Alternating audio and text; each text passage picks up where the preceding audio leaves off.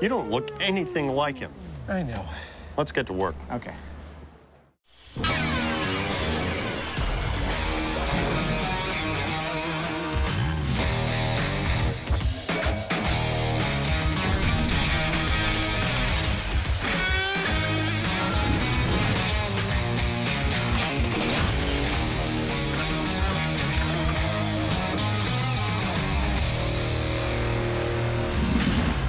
Why are you dressed like my old archaeology professor? No. I'm dressed as Indiana Jones. That's him, Dr. Jones from Indiana.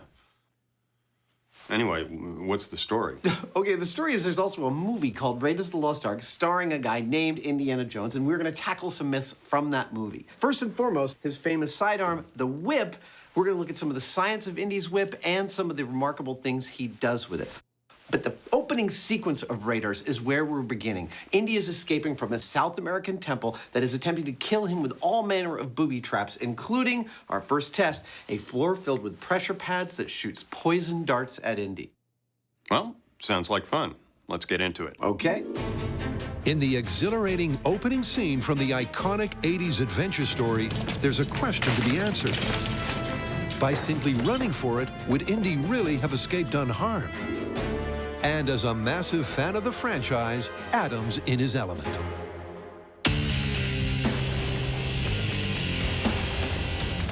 We're going to do this temple run and really figure out if we truly can outrun the darts. We're going to need to know how long that run is going to be. So I'm going to look at some video, do some measurements, and actually work it up in a little diorama for little Indy Adam here. You can't tell, but he's totally psyched about it. This kind of work is something I used to do all the time in the film industry. It's all coming together. In the film industry, it's often used as a pre-visualization technique. Now I'm just having fun. Like, I will mock up a set in foam core just so I understand all of its dimensions before building it in the actual materials it'll be built in. Got hot glue threads on my face. Seeing something in that white space, for some reason to me, it's deeply, deeply satisfying. I put my head down and I can see what it looks like from different angles. It's like I'm building a playground for my brain. I've actually also learned a few things. I've carefully checked screenshots of Harrison Ford against many parts of the set, knowing how tall he is. I've determined that dart pads are about 40 inches long, and that room is about 30 feet long. If it's 30 feet long and the dart pads are the size they are, Harrison Ford, Indy, will encounter at least 16 of those pads, likely setting off 16 darts. That's how many he's got to outrun. That's how many we're going to set up. Did you notice that I managed to keep the label of the pipe facing the thing, so you really see 450 PSI? It's really shattering the illusion.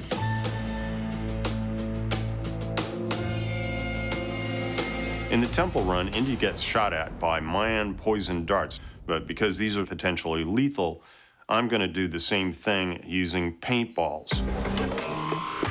14. You know, I buy this crap salvaged, but who knew that 14 wasn't enough? I need 16. And so it's my job to figure out how to put together, a 16-gun, pressure pad-operated paintball gun array. I think those will work. This item right here is a solenoid switch. The wire gives power to an electromagnet, which opens the flow of air. These kinds of things are how we can fire pneumatic projectiles on cue. It works. I love it when I've got all the parts I need to put together something like this. The sequence is going to go like a barrel connected to a pipe nipple, a solenoid, and that will screw into one big long tube, and that'll be our air feed. And so it's just going to be like a little assembly line of, barrel, barrel, barrel, barrel, and out comes the paintball and shoots us. With the first of the 16 air-powered guns attached to its solenoid trigger, Sounds kind of like a seal.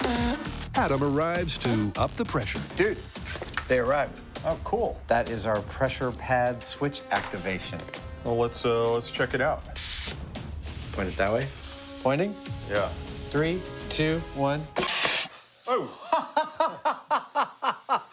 That couldn't have worked any better. Inside this pad is an electrical switch such that when you step on it, it completes a circuit like so. Now that opens the flow of air, and out comes the paintball, and we get shot when we step on the pad. That is beautiful. There we go. Awesome. That's how each gun will be triggered. The next step is to combine them into a single, coordinated, air-powered system. This white tube is the air supply for our paintball gauntlet, which we'll be installing in the temple. Now, each one of these guns will be wired to its own pressure pad. 3, 2. Whoa! Beautiful. Which, as we run along, will be setting off these guns one after the other while we possibly are screaming in pain. That is going to hurt. Well, let's pack it up, put it on the truck, and take it out to the location. Okay. Before they pack up their Temple Run gun, while the team gets busy prefabricating a fake man temple, Adam and Jamie get cracking on another iconic Indian quarry. Well, good luck there, buddy. So whips. Exactly. Indy's whip is like almost mythological. He does all sorts of incredible stuff, including one I think we should test, when he disarms an opponent with a gun using only the whip. So would the whip be accurate enough, and would it hit the hand hard enough to knock the gun out of it or something? Exactly. And I think the other thing we should look at is the opening sequence when he loops the whip around a log and swings across a chasm. Is that really possible? Yeah, I wonder whether the whip would actually have enough grip. And then if it did, how are you going to get it off? I think we need to deeply look into the science of whips. Whoosh. If we're going to put whips through their paces in this episode, we're going to need, wait a minute, whips. Whip making is something I taught myself about 17 years ago. I built the whip I'd always wanted from Raiders of the Lost Ark, and to start this episode, I'm going to build the first whip. This is kangaroo hide. Don't let anyone tell you any different. This is the strongest leather in the world. Whip making is an art for which Adam clearly has a passion. Now, astonishingly, this right here is everything required to make a 8-foot leather bullwhip. Animal fat. But before I start, I actually need to prep the laces. I need to treat them with a leather dressing that softens them and allows me to stretch them to bring them out to their natural state. Then I'm going to braid them. I'm going to do a 4-plate braid, that is using 4 laces, and this will comprise the inner and smallest core of the whip. This will be the center. Now you're starting to see where this is going. That is called the belly, the first belly, the interior belly of the whip. I'm going to cover this belly with a bolster, which is effectively a long triangle of leather. That bolster will then get another belly laid over it, because the Indiana Jones whips are what are called 2-belly whips. The braided core and leather bolster is doubled up to form the second belly. And in the middle of this meticulous process, Adam couldn't be happier. In case you haven't guessed already, I loves me the bullwhips. I started out inspired by Raiders. I'm done with the second belly, and I quickly learned that I love 2 distinct things about the practice. These will be the 12 laces that make the actual outer coating of the whip. One was that I love the practice itself, the craft of whip making. The meticulous, repetitive stretching, checking, cutting, lacing. It is deeply meditative. Hold on, I gotta drink my own urine. I'm kidding, I wasn't drinking my own urine. I was drinking someone else's. The second thing I love about it is the form and function coming together magnificently. I mean, you've got this beautiful form of a smooth leather object that is tapered from one end to the other. Dude, it's looking so good. And then that tapering turns out not just to be lovely and compelling, but in fact crucial for delivering the energy from your hand out to the tip of the whip with the maximum amount of strength. That is really cool. I am really pleased with how this is looking. For the finishing touches, Adam decorates the handle, and then to make the whip actually crack, attaches two thin strips called the fall and the cracker. But will all that work pay off with a working whip? All right. Whew, this is very exciting. Oh, it sounds good. Yeah!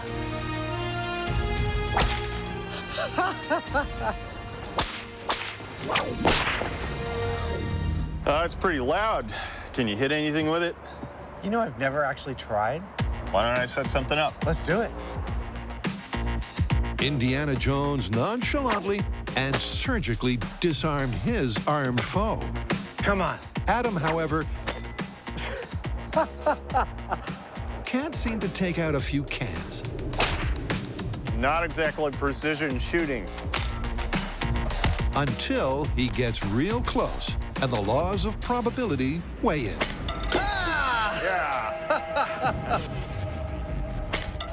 Yes. He hit it. As long as I've got 10, 12, 15 tries, you are in trouble, man. Yep, to find out if you can indeed disarm armed adversaries, Adam and Jamie clearly need some expert help. And a spectacular change of scene to set up for some Temple Run fun. Totally gonna get shot.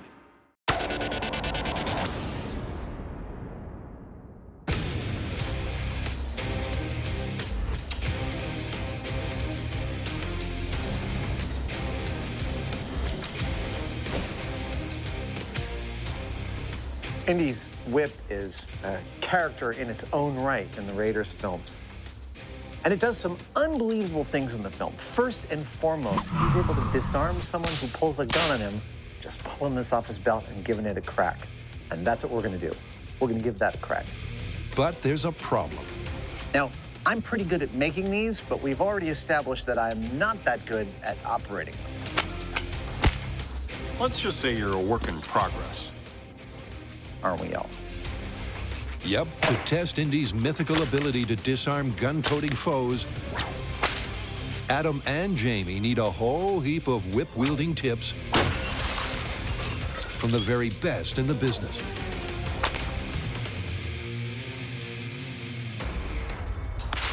The science of the whip is the acceleration of kinetic energy. All energy added to the whip is multiplied.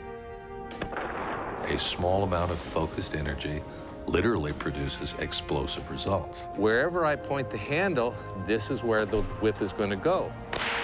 So I'm literally aiming with my whole body instead of this kind of, I sure hope this works. That's pretty much the school I'm in. Weight on the back foot, weight on the front foot. We brought a lot of experts onto this show over the years, but Anthony might be my all-time favorite right now. And then, Now it's just timing. I have rarely ever had someone teach me something so quickly. Push. And I got results I really didn't think were gonna happen within such a short period of time. Open your hand, straighten your arm, close your hand. hey, Perfect. that totally worked. This is awesome. This is a far more precise tool than I thought it was. Bend. We've gotten a lot of the basics of whip handling from Anthony, Excellent. but now it's time to see if we can't use the whip to grab a gun out of somebody's hand. But it's important to note that we never actually see how Indy disarms the bad guy.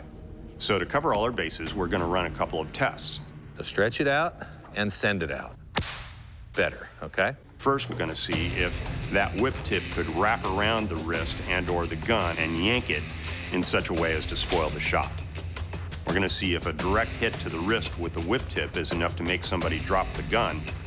This is the scariest thing I've done all day. Isn't it? Go ahead.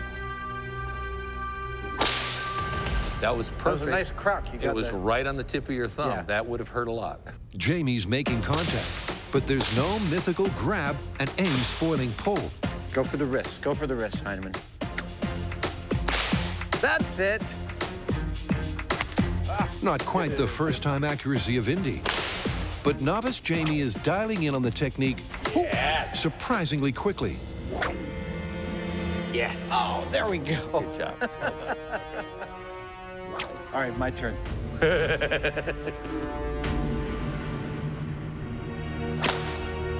Did I get you? Yeah. Adam missed his target a couple of times and connected with me instead. But he was actually able to wrap the tip of the whip around my hand to where he would be interfering with my aiming of that gun. Yeah. And that was actually pretty effective. The grab and tug is clearly plausible. But what about the second option? The hit to the hand. Would that force you to drop the gun? Well, Jamie, with the short straw drawn, adds extra protection and prepares to face the whip-cracking might of the Whipmaster. Ow.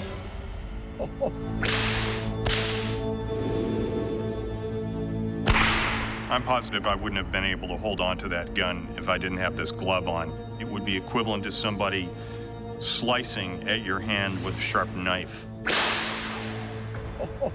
You'd drop the gun.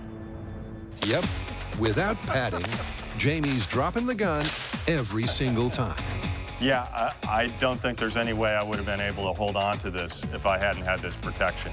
So, Anthony, it strikes me that we have enough experimental evidence gathered thus far to conclude that the first appearance of a whip in Raiders of the Lost Ark is actually pretty reasonable, that it is feasible to disarm someone with a gun if you're only holding a whip. Would you agree? I do agree. I think a targeted strike to bare flesh is going to make it pretty much impossible to hang on to the gun, let alone operate it accurately. So, this is plausible. Is that what you would do if you were in the same situation? Absolutely not. No? Okay, what would you do? I would go straight for the face.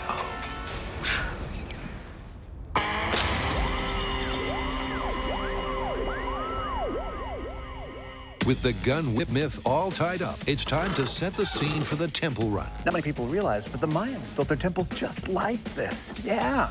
And Adam's having a whole heap of fun. Look, I know that some of the lengths we're going to seem a little bit over the top. Now, I'm thinking right about this level. Yeah, upper torso. Yeah. We could have just set up 16 paintball guns on like a wooden rack in about an hour and a half. But honestly, we couldn't.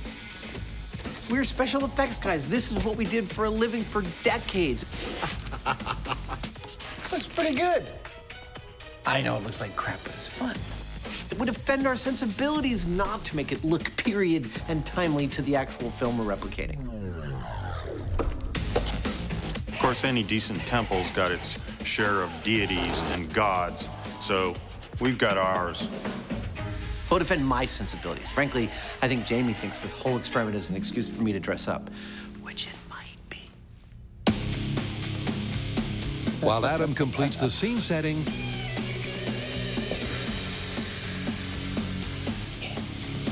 Jamie's connected the pressure pad and gun one for a test run. 3, 2, 1. That works perfectly. Perfectly, except for a timing tweak. That was fantastic. Our Mayan temple dart room is operational, except with paintballs instead of darts. The only thing is, that hit was instantaneous. Pad touch, dart hit. And in the movie, there's actually a delay when Indy tests the rig. My question is, how much of a time delay is there between the time that torch pushes the pad and the time the dart hits the torch? That's 1 second. That's gonna be our delay. Over to Jamie. It's tricky, but by inserting a timer between the pressure pad trigger and the air-powered paintball gun, he can delay the firing by the required 1 second. And with the guns not loaded, he steps up to test the timing.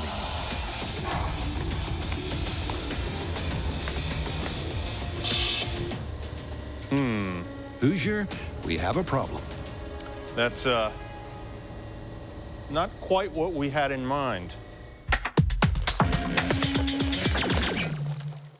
If you wondered exactly how Adam and Jamie got the ball rolling on this Indiana Jones junket, wonder no more. Believe it or not, This is actually going to be our spherical Temple Run stone. Jamie's gonna love this. Rise! Rise! This is just as much fun as I was hoping it would be. This inflatable sphere will form the basis of their boulder. I don't think I'm getting ahead of it. I'm gonna pass out. And so far, it rocks.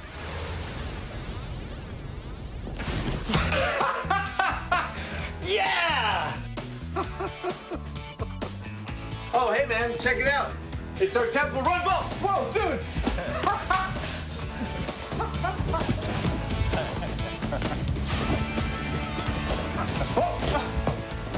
You all right? I could seriously mess with you in this. You sure about that? Dude, does this make a perfect Temple Run sphere or what? Yeah, this is great. All right, now, how do I get out? This is perfect. It's our Temple Run ball. But it doesn't look like anything anyone in a movie would be frightened of. So we're gonna have to scenic this puppy up. That's sort of mimicking my birth. And luckily enough, Jamie and I did that for decades before we had this job. So we've got our big clear plastic ball, but to make it look like a boulder, we had the idea that we'll take this two-part foam and mix it together and slather it all over the surface. If we do it kind of sloppy, but in the right way, it might just look like a big stone thing, which is what we want. So here we go.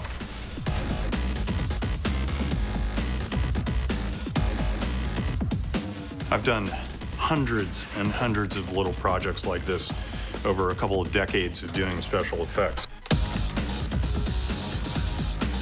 I think it's gonna work great. And it's actually kind of a joy to just get back into that world for a little bit while doing this. Pretty soon, this is gonna be solid. When I first started doing this work, it was in New York City at a model shop there, and the guy that ran the shop would see us doing our work and he'd say, "It up. You gotta it up so it looks natural." See these little stripes here? That's the kind of stuff that I'm looking for. And that just means, you know, I haven't thoroughly mixed it. I've kind of it up. By cutting corners on mixing the foam, Jamie's artwork has become more authentic. And 3 hours of satisfaction later, this Rolling Stone is ready to rumble. That looks fantastic. Thank you. Wow. That looks like a piece of stone. Inflatable stone, no problem. It's called safety stone. If this was real stone, I think it weighs somewhere around, give or take 20,000 pounds, depending on what kind of stone it was. In this case, it's probably around 300 pounds. Looks like a big rock to me.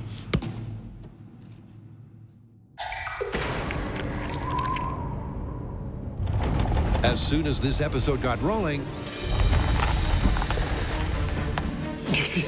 That's great. it was clear the MythBusters One. idolize all things indie. And with one myth already cracked, the fun is set to continue.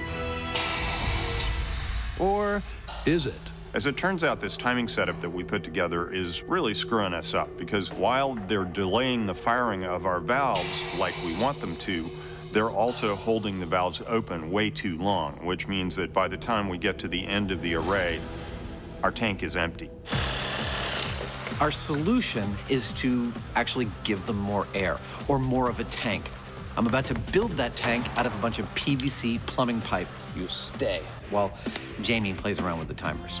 And with the larger air supply hooked up, it's time for the Temple Run test run, take 2.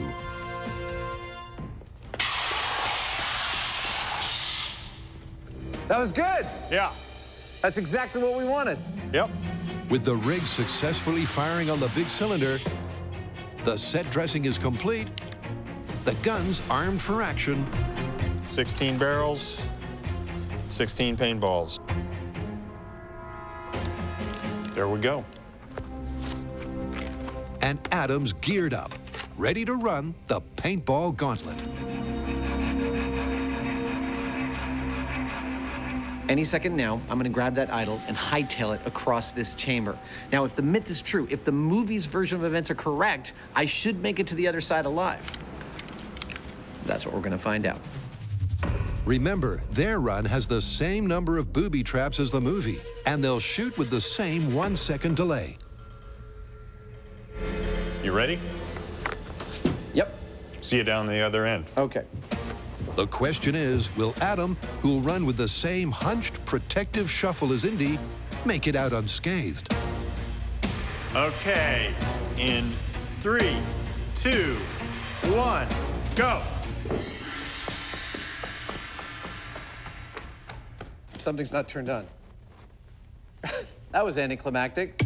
Anticlimactic and a mystery. 3, 2, 1, go.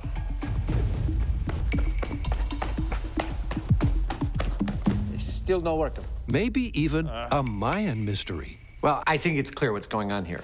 It's this guy. MythBusters is clearly suffering the idol's curse. The circuit's not collapsing the way it should. The curse may not be real, but ours are. This rig is kicking our butts. Hold on, I gotta take all my off if we're gonna really solve this. Some rolled sleeves and brainstorming later, We're only gonna pressurize it to like, what, 70? Yeah, I mean, we could try that. and they think they may have it sorted. We have figured out the problem. It's a simple little dumb problem. We just got a couple of leads misplaced, and we should be up and running, literally running, in a minute. A minute and a test fire later, Oh, yeah. With vigor. the curse of the crossed wires is lifted, All right. and the temple run is ready to rock. 3, 2, 1, go.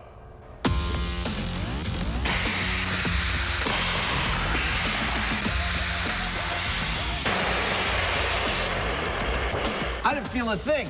I don't think I got hit. You were a mile ahead of him. Really? With a 1-second delay, you were halfway across the thing before they started to fire. Fantastic. So Indy really could have made it out. Easily.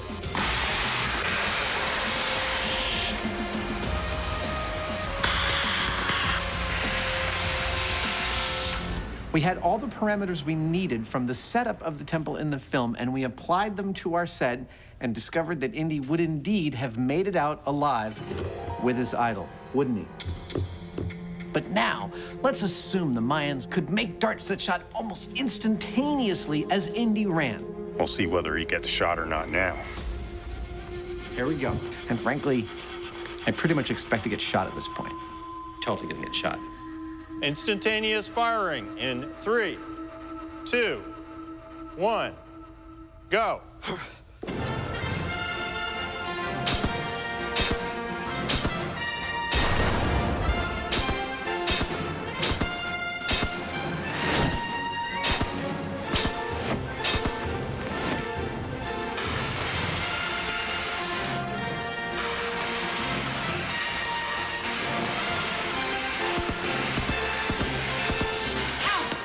I totally got hit. I got one in my back. Right That's the there. only one I see on you. Really? Yeah. As I expected when we set the darts to instantaneous, I got shot and I'm dead. It's a poison dart after all. What I didn't expect is that I only got shot once. So as far as I'm concerned, if you ever find yourself looting a piece of precious Mayan gold from a temple while you're probably gonna die, I say run for your life.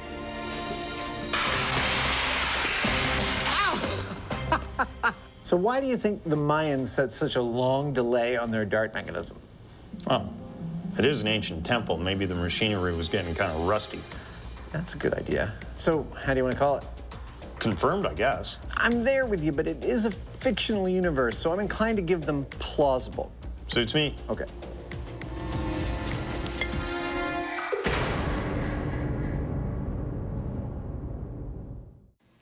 At this point, I think it's worth pausing to discuss a little bit about how whips work and why their structure is intrinsic to how they work. Now, I'm sure everybody has had the experience of being at one end of a rope and giving it a flick and watching a bump travel down the length of the rope.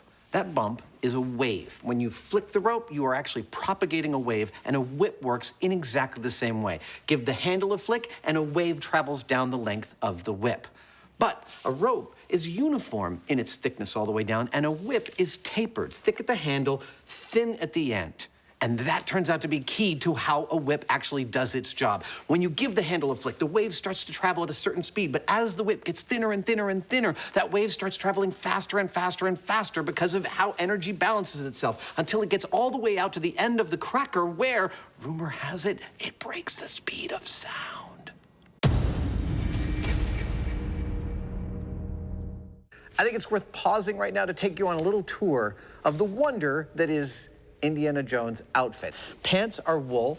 There's a leather gun belt, which only holds up the gun holster. That's a cavalry-style gun holster. The gun is a 6-shot 45 caliber pre-war revolver. The whip, as we've already learned in this episode, is a 2-belly, 2-bolster, 12-plate overlay kangaroo hide whip between 8 and 10 feet long. Moving on up. Indy wears a satchel. That satchel is, in fact, a World War II gas mask bag. Fun little fact, this bag did not exist at the very moment in time the movie Raiders of the Lost Ark was supposed to have happened. Ha! Film. And then on top of all that goes the leather jacket. Finally, the hat, made of fine beaver felt. The maker of this hat actually makes them for the Indiana Jones films. You cannot get any more accurate than this. This is one of my regular daily wear-around hats. There you go. Happy Halloween. So all episode, we've been learning the mechanics and the operation of whips, and we've actually gotten pretty good at it. Yeah. But before we continue, we think that we'd be remiss if we didn't address the idea that a whip is supposed to break the speed of sound. Is this really true? Is there enough of the kinetic energy transfer from the handle out to the end? That's what we are about to test. All right. Using our high-speed camera and all of the stagecraft we've learned in 10 years of doing this show, we're gonna try and prove that the end of the whip breaks the speed of sound. 3, 2, 1. Because the tip of the whip is moving so fast and over such a large area, it makes it really difficult to see where and when it's making the crack. Yeah, the tip's starting to swing around at about 4D. So with that in mind, we've created this background with a grid on it. Yeah, right about there, a little bit below it, so we can hopefully zoom in on it with the high-speed camera. Oh, spank, right on the same mark. But with the camera recording at the 6,000 frames per second required to measure the speed of sound, zooming in and capturing the exact moment of the crack is a very tricky task. Okay, are you ready? Yeah. Okay, here we go.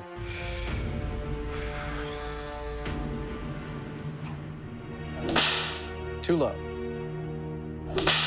Try that.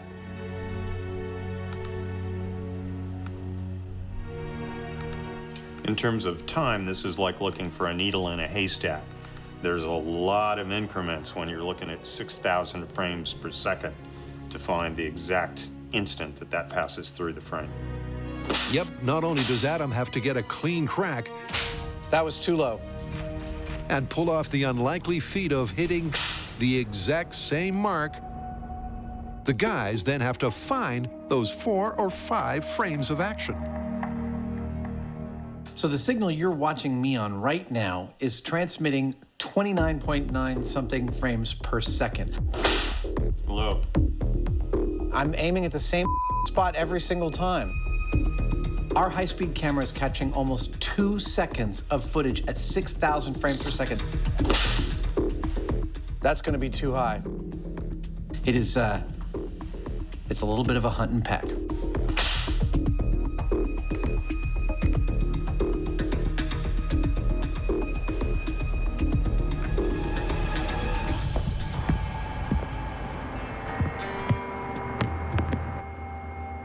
I want to go for the loudest possible crack because I think it's traveling the fastest possible speed. But it's hard for me to do that on a one-off.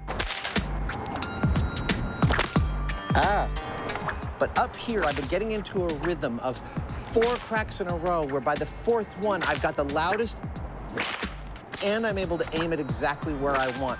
So that's the technique I'm gonna take back downstairs to try and get this on camera, breaking the speed of sound.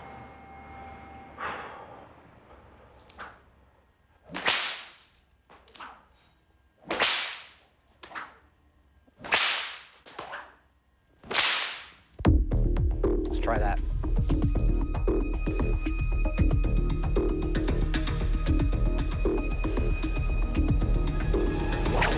There it is. Finally, in glorious 6,000 frames per second high speed. Now, how fast is it going right here? That's 5 frames to travel 12 inches.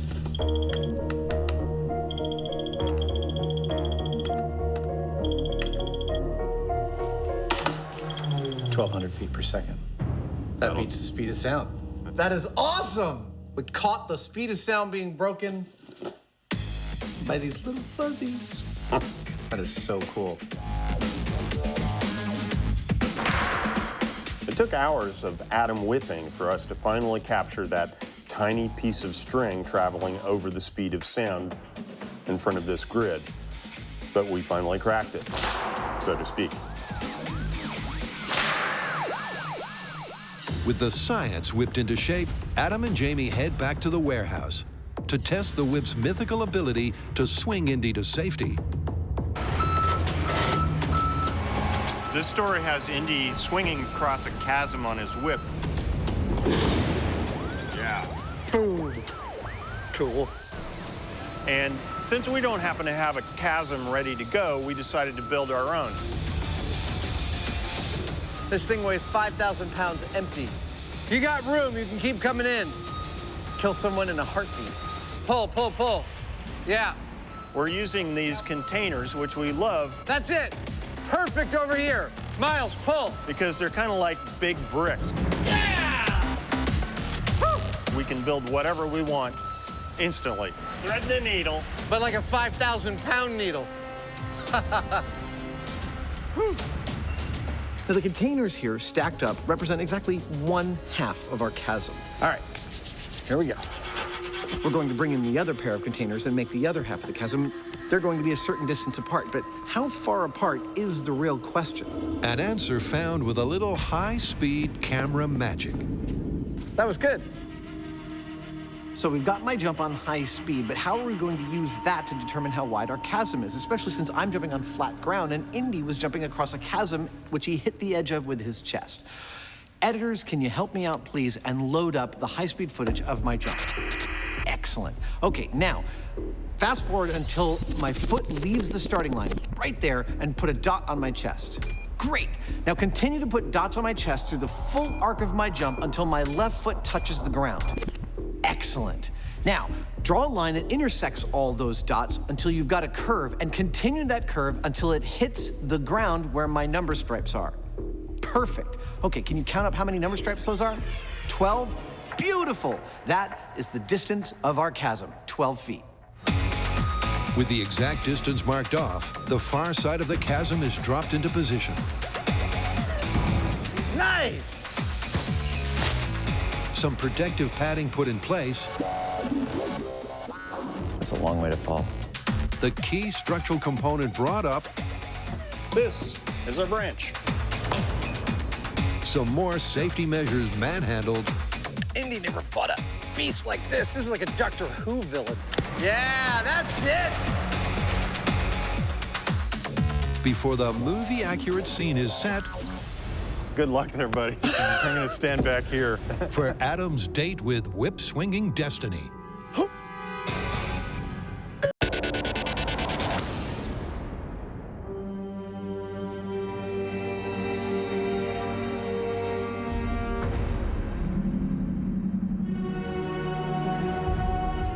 This test is all about the relationship between the whip and the tree branch. And so we've looked very closely at the film and tried to replicate the diameter of that tree branch with this log and its placement above the chasm.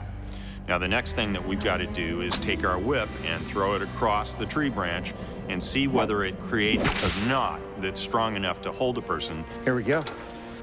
Because if it ain't, I've waited my whole life for this moment. they're falling to their death. But before Adam tests the strength of the swing, Oh, hey. Wasn't bad. That was not bad. he has to actually secure the whip on the log. This test goes down in history as one of my all-time favorites. But it did not start out looking that rosy. First, just trying to wrap the whip around the log, I was not getting enough surface area, not getting enough friction. I want to feel that solid bite. The leather on the log. What I really needed was a kind of a knot. Actually, the technical term is a half hitch. Oh, that looks so promising. You had a crossover. I did. I need a second crossover. But that tested my whip wielding skills to the absolute limit. Dude, That's not bad. I think I got a hitch. Oh, man. Well, good luck there, buddy. I'm going to stand back here. With the whip grip seemingly secure, this is it. This is terrible. Actually, I'm genuinely scared.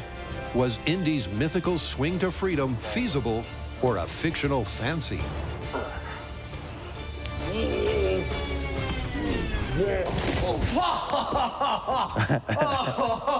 I'm good. I'm good. I'm okay. So I got the loop around the log. It felt really, really secure. I think I got a hitch. And then just before my feet reach the other side, the whip unwinds from the log and I go tumbling. All right, we got to try this again. That was too much fun. Even though Adam fell, I have to say I'm surprised he did as well as he did, because from this distance, you're only going to get around 3 wraps out of it. There you go. So a single half hitch holding a close to 200-pound guy, pretty low odds if you ask me. Yeah, you're moving the whole log, dude. Am I? Yeah, I think you're going to do it, buddy. Here we go.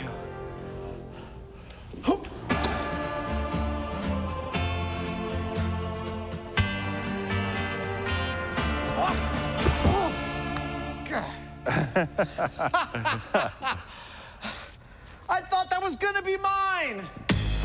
Once again, the whip and potentially the myth unravels at the last second. But as Edison almost said, mythbustering is 1% inspiration and 99% repeatedly throwing yourself into a chasm for science. Oh, dude. Well, no guts, no glory. No guts, no glory. 3, 2, 1. You're going to make it. Oh. Oh, drat! Oh! 3 times so far, I have attempted to lasso our log with my whip and swing across this chasm. And 3 times, just as glory seemed within my grasp, the whip slipped and I fell to my death. But for due diligence, we are going to cover our log with some bark-like friction material and give it another go. This sandpaper or our pseudo bark may not seem like that much, but it may not actually take that much to allow the whip to bite. Without this, it can just slide. It's almost like it's lubricated. With this, it'll just give it a little bit of tooth so that those coils can actually cinch onto the log. All right. One more time? Go for it. Okay, here we go. So what difference will this small real-world detail make? A first-time grip, and it's looking good. But Adam's been burned before. As many times as I've done this, it's still scary. All right. It's now or never. Here we go. Yeah! Give me some!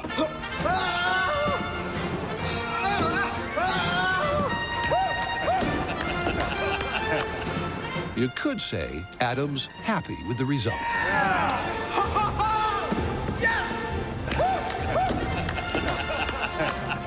Not quite an indie reaction, but dude, we totally did it. Yeah. All right, throw me the idol. Come on. Well, the question now is, can you get it off there? Oh, right. Okay, here we go. Come on, come on. So once we added a little bit of friction, some bark to our log, the whip grabbed easily, and I swung across handily. It was beautiful. Come on, baby.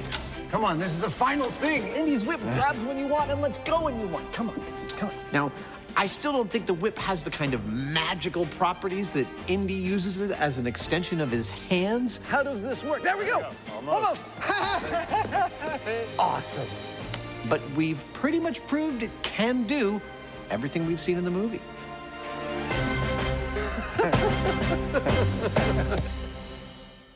With that, this archaeological adventure romps to a conclusion. And Indy's iconic status is quoed. Dr. Jones was not doomed in the temple. Indy really could have made it out. Easily. And when it comes to a tight spot, You're gonna make it. his trusty weapon I think you're gonna do it, buddy. is all it's cracked up to be. Yeah!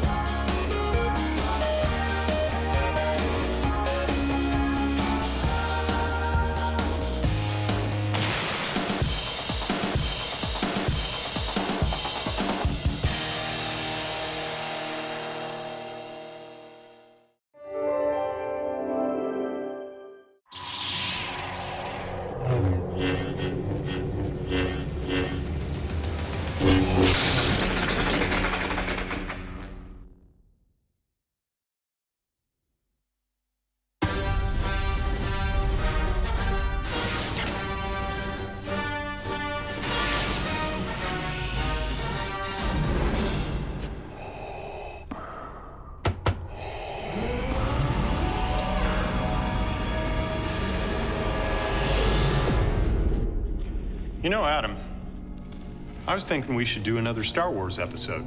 Seriously, I mean, it's a fictional universe. I'm just not sure how much material there is to test. I find your lack of faith upsetting. I mean, disturbing. Okay, well, are you gonna be in here all day? Because we could get started doing some other stuff. Nah, you go ahead. I like it in here. It's private.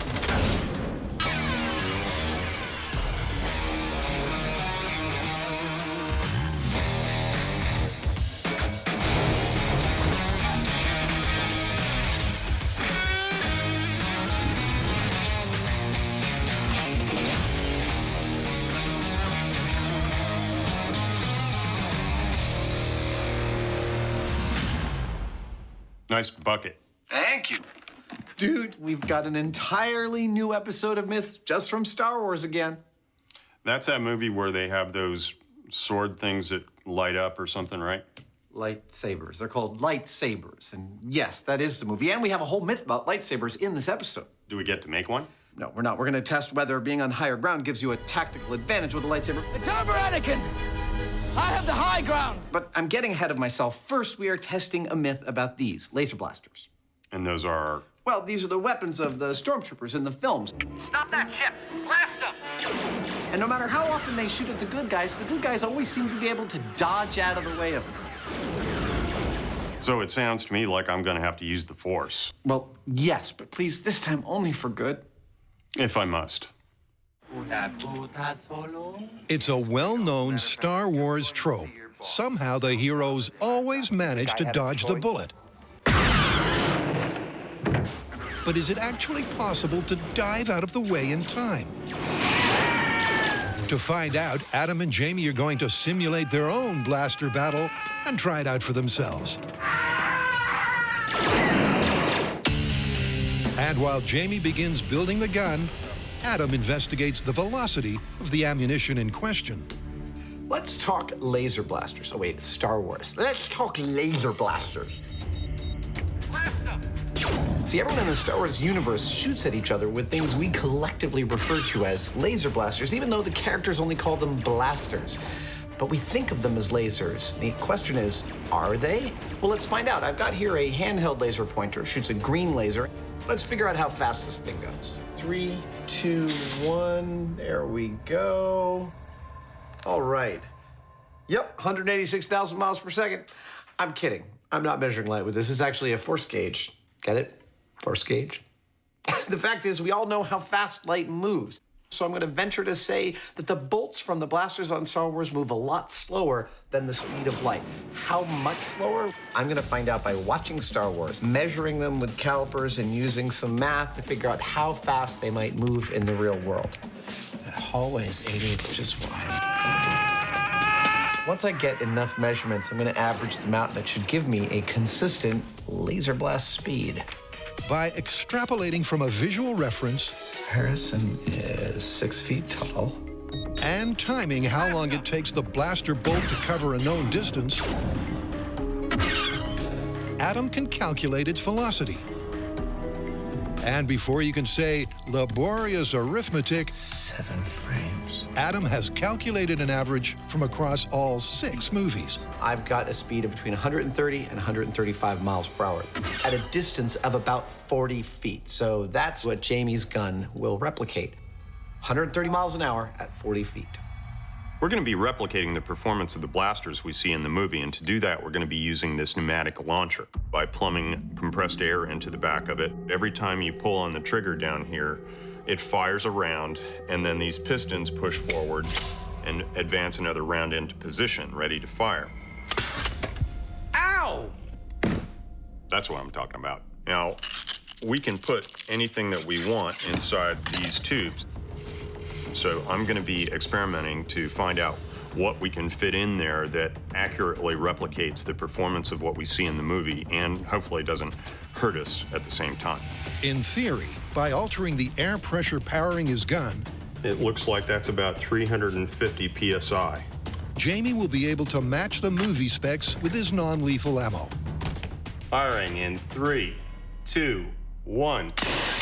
But in practice, there's a speed problem, This only said it was 26 miles per Yeah. hour. measuring problem, Didn't quite get a reading. 1. and accuracy problem. And they're going off to the side. Whose year we have all the problems. Our first laser blasts don't fly straight, and we can't get a reading on how fast they're going, so there's still some problem solving to do. We may end up going with a totally different solution. We don't know at this point. So while the team locates the drawing board, Darth Heineman and Jedi Savage go head-to-head in a lightsaber duel to tackle the myth of higher ground.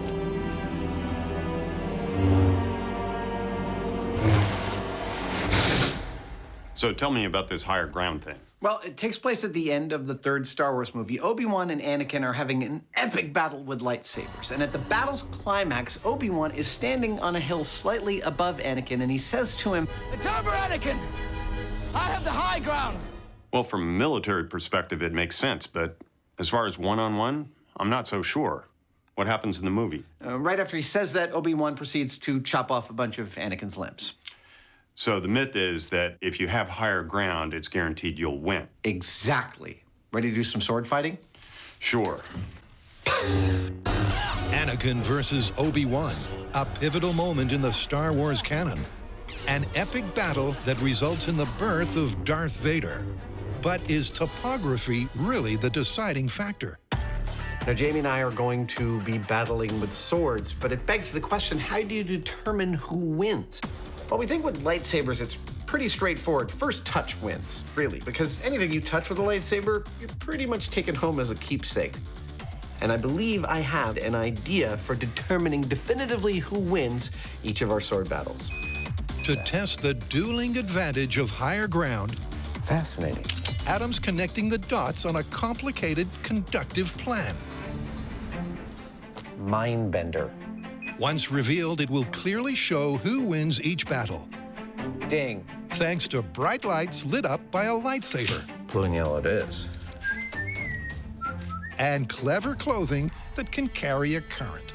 This, believe it or not, is actually metal. It moves like fabric. It is an incredibly fine copper mesh. It's super conductive, and that's why I'm using it. I'm gonna make some clothing out of this stuff. Nice, one size fits all conductive pants.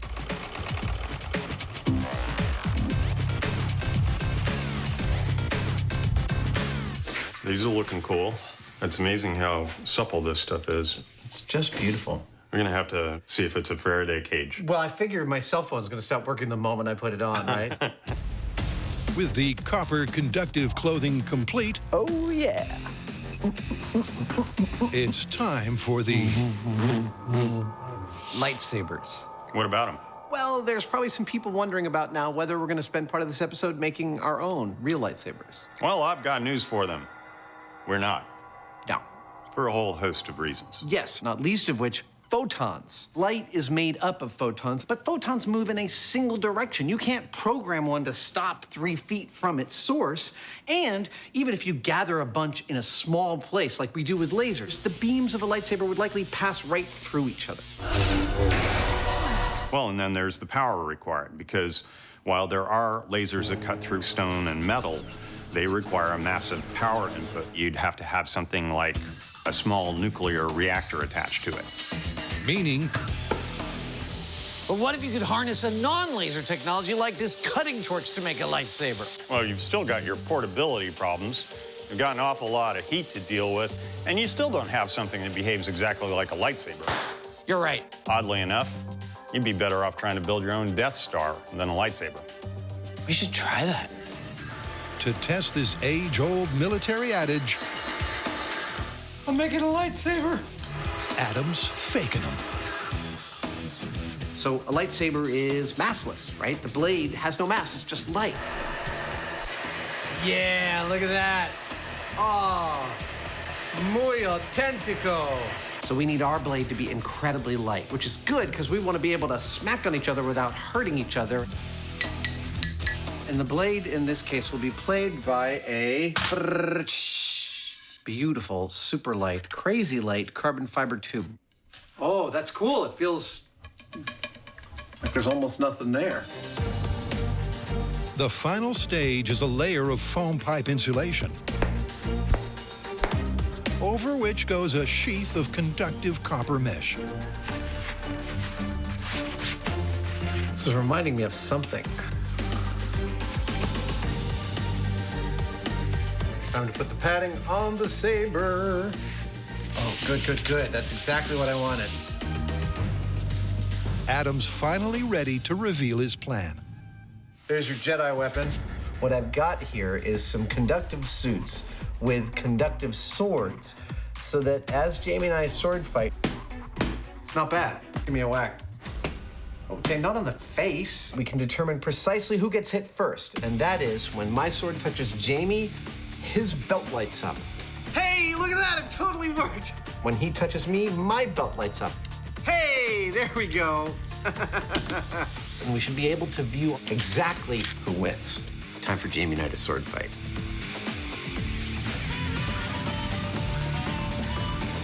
And the fighting is going to start here, but I think maybe it ought to be a little more sci-fi.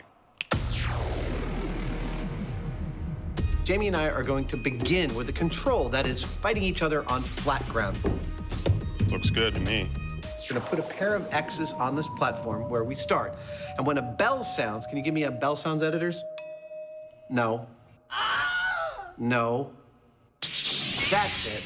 When we hear the bell, we start fighting. Whoever touches first wins, and you know because the other guy's lit up.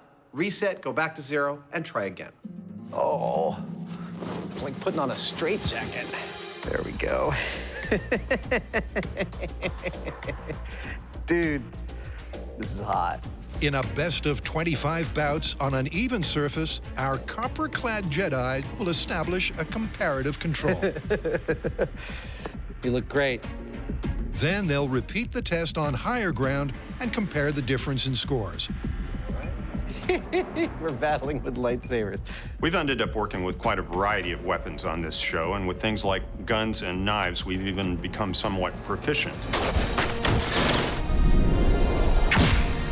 But when it comes to things like swords, not so much. Adam and I are pretty much a blank slate. With the rig ready, When I touch you, you light up. Nice. our tabula rasas are ready to roll. Excellent. I think we're ready to do some sword fighting. Yeah. Okay, count us into a ding.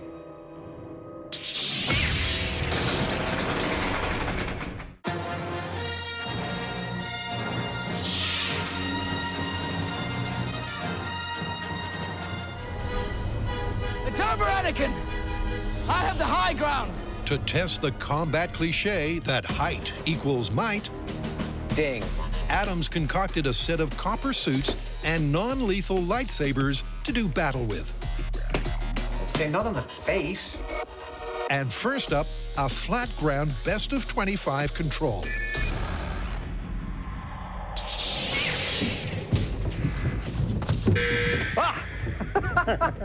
That's one. After they establish their relative abilities on the scoreboard,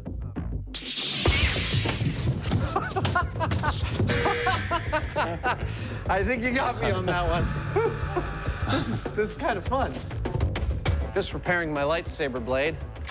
Great. It's a little known thing Jedi sometimes have to do. Your blade can get bruised. That's what it's called, a light bruise. Not a light bruise, but a light bruise. they'll adjust the height of the playing field Ha! Got your knee. and find out if higher ground All right. really is the ultimate advantage in a deadly duel.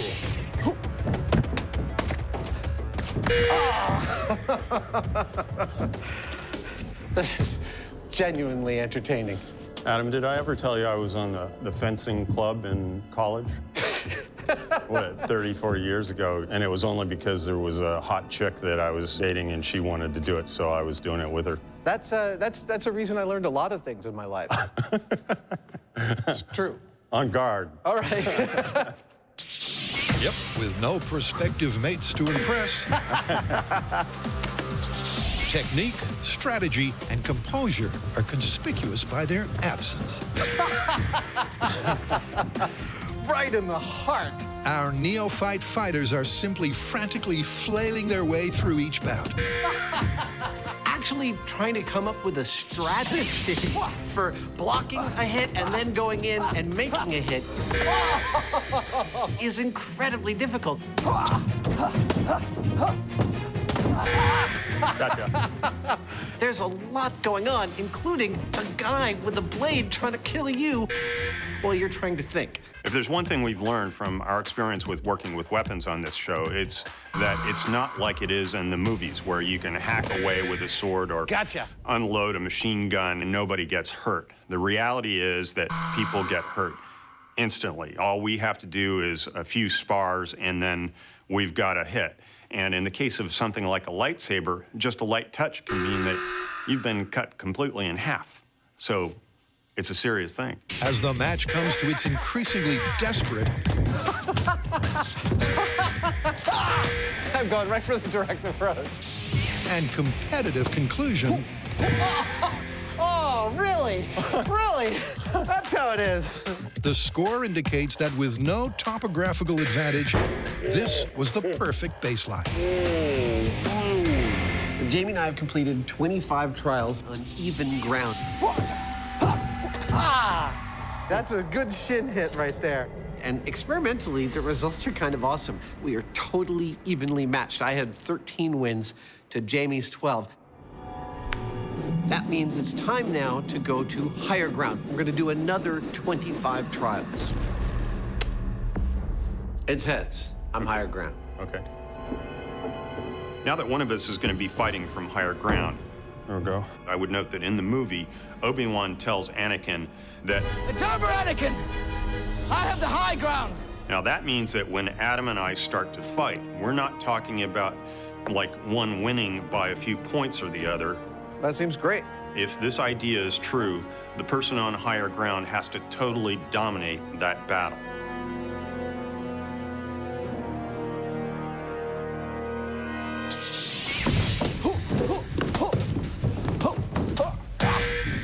I gotcha. This is very interesting. When we were on level ground, Jamie and I were very toe-to-toe in terms of attack and defense. It's over, Jamie. I've got the higher ground. But now that I'm on the higher ground, I'm definitely noticing Jamie is much more on the defensive, and I am able to take the lead in attack. I got you, Slee. I'm not sure if this is shifting the balance in my favor because it's still early, but it definitely feels like I am much more on the offensive.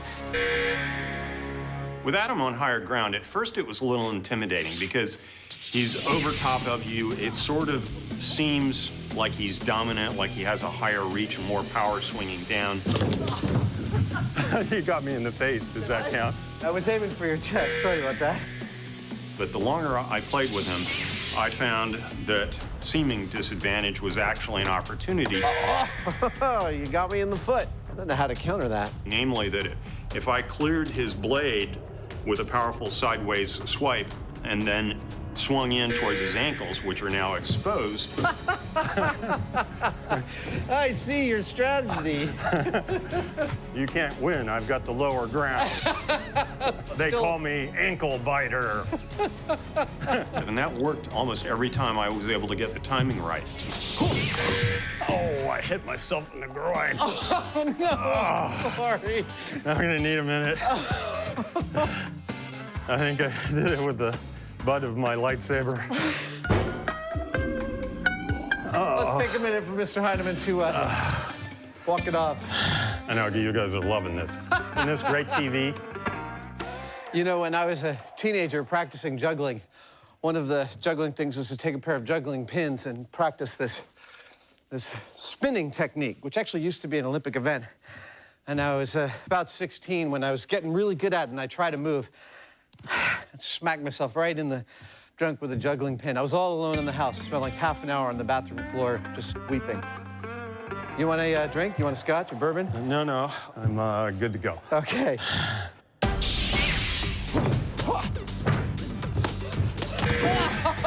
I really thought being above Jamie would just give me this towering plank, and I was just gonna win every one.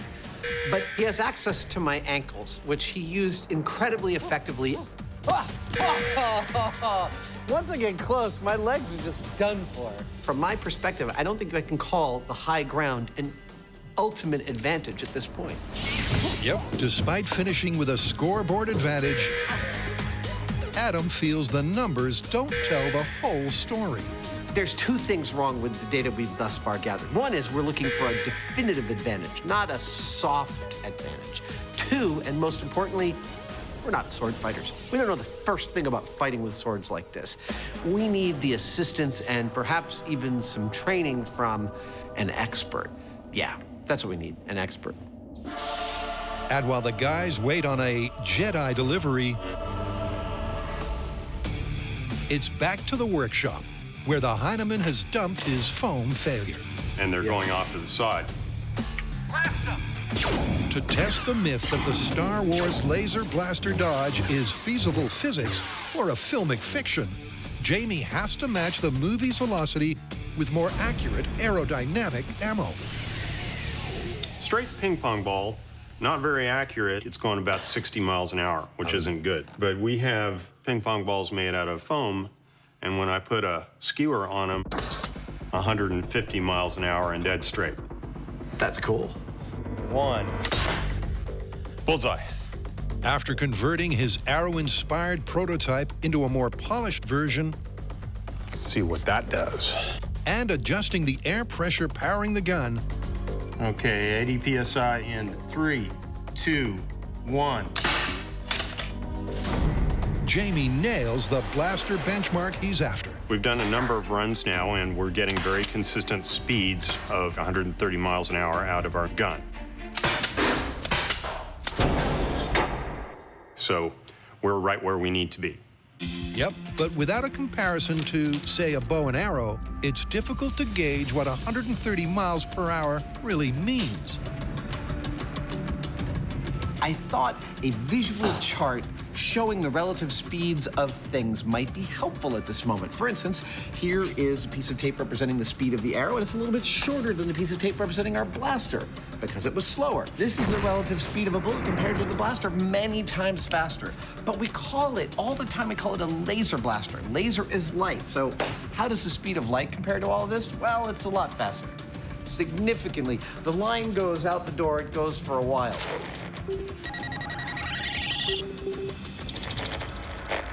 It's just a little faster than our blaster bolts. But before the guys hit the location for the Dodge denouement, Are you sure about this?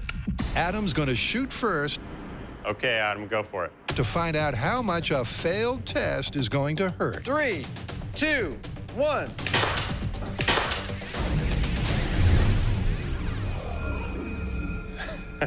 How was that? Well, I tell you what, you definitely want to be wearing a cup. So it's a good ouch? It's an incentive not to want to get hit. Perfect.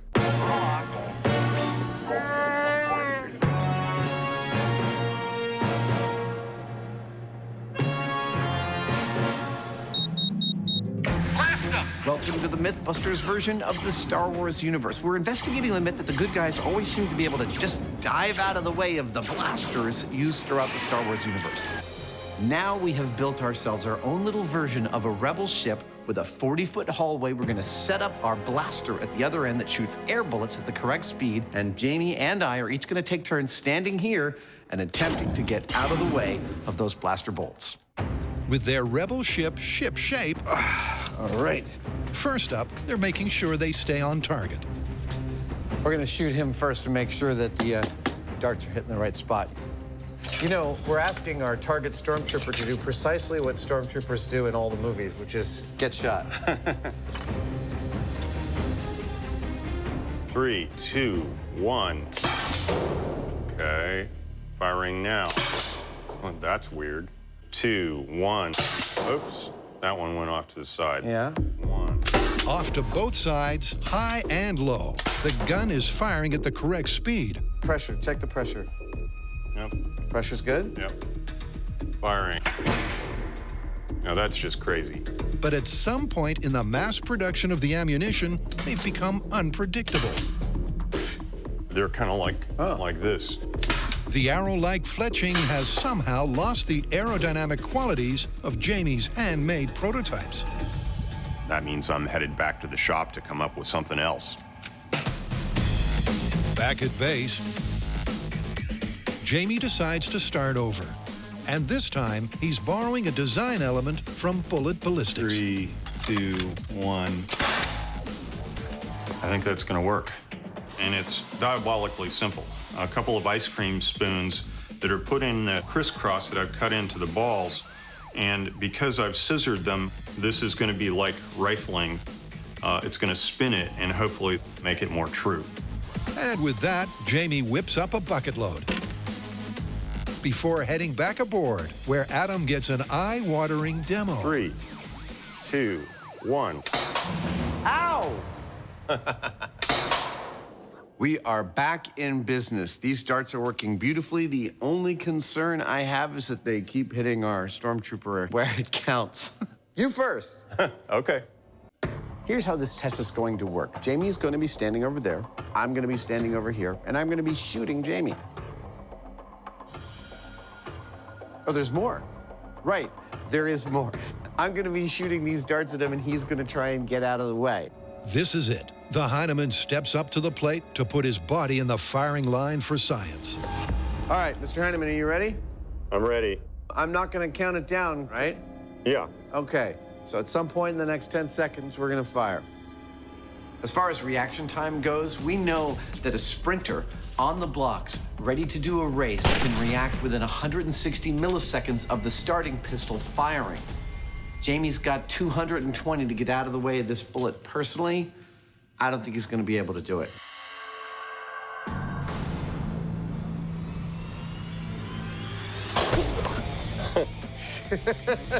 A hit. A palpable hit. Jamie barely moved, but it's the best of 3, and maybe now he's got his eye in. Mr. Heineman, you feeling fast? I'm set.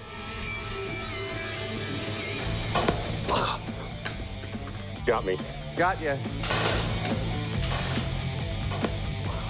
As far as I can tell, I'm just starting to move about the time I get hit. And that means that the flight time of the projectile and my reaction time are pretty close to the same. All right. At some point in the next... right in the center of your solar plexus there. Yeah. That's a three-peat. Moving at the average speed from all 6 movies, the blaster seems unavoidable. Jamie's unable to react and take evasive action in time, All right, sir. which means it's Adam's turn.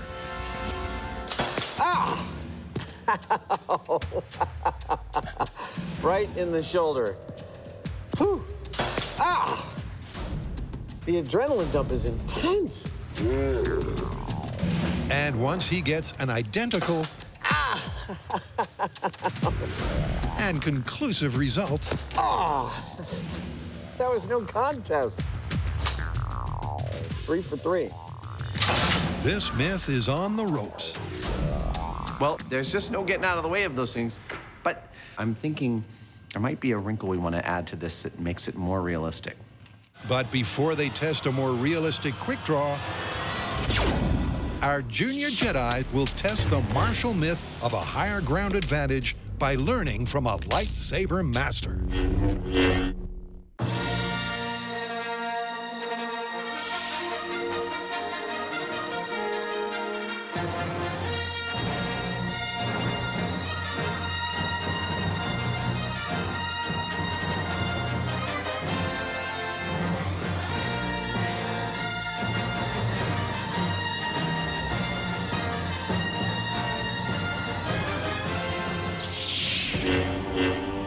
The training is what we are going to get today. And not just general sword fighting training. Oh, no.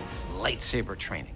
See, the stunt coordinator for the Star Wars films, Nick Gillard, has invented a true martial form for dueling with lightsabers. And what we've got here is one of his proteges, Colby Boothman, a world-class level fencer, an expert in Jedi sword style. I can come at you a million different ways. He's gonna show us some of the ropes of dueling with lightsabers. Colby begins at the beginning. He covers the basics of balance and stance, So that's like a very strong kendo pose. handling, and footwork. There you go. If Adam and Jamie are to genuinely test the combat advantage of higher ground, Hold on, let me analyze that. they need to know a lot more about how to handle their weapons. Just like that. That's close. Yeah, it's very, very personal. The original trilogies were at a more traditional distance. In the prequels, Nick had brought everything in very tight.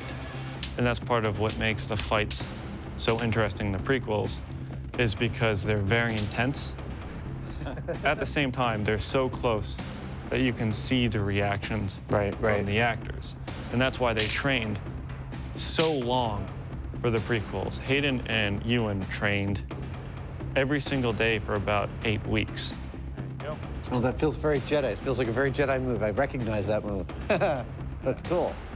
In episode 3, the fight is originally about 15 minutes long. Crazy. That fight, they had to open up 3 studios. It's the length of 3 football fields just in one fight. Wow.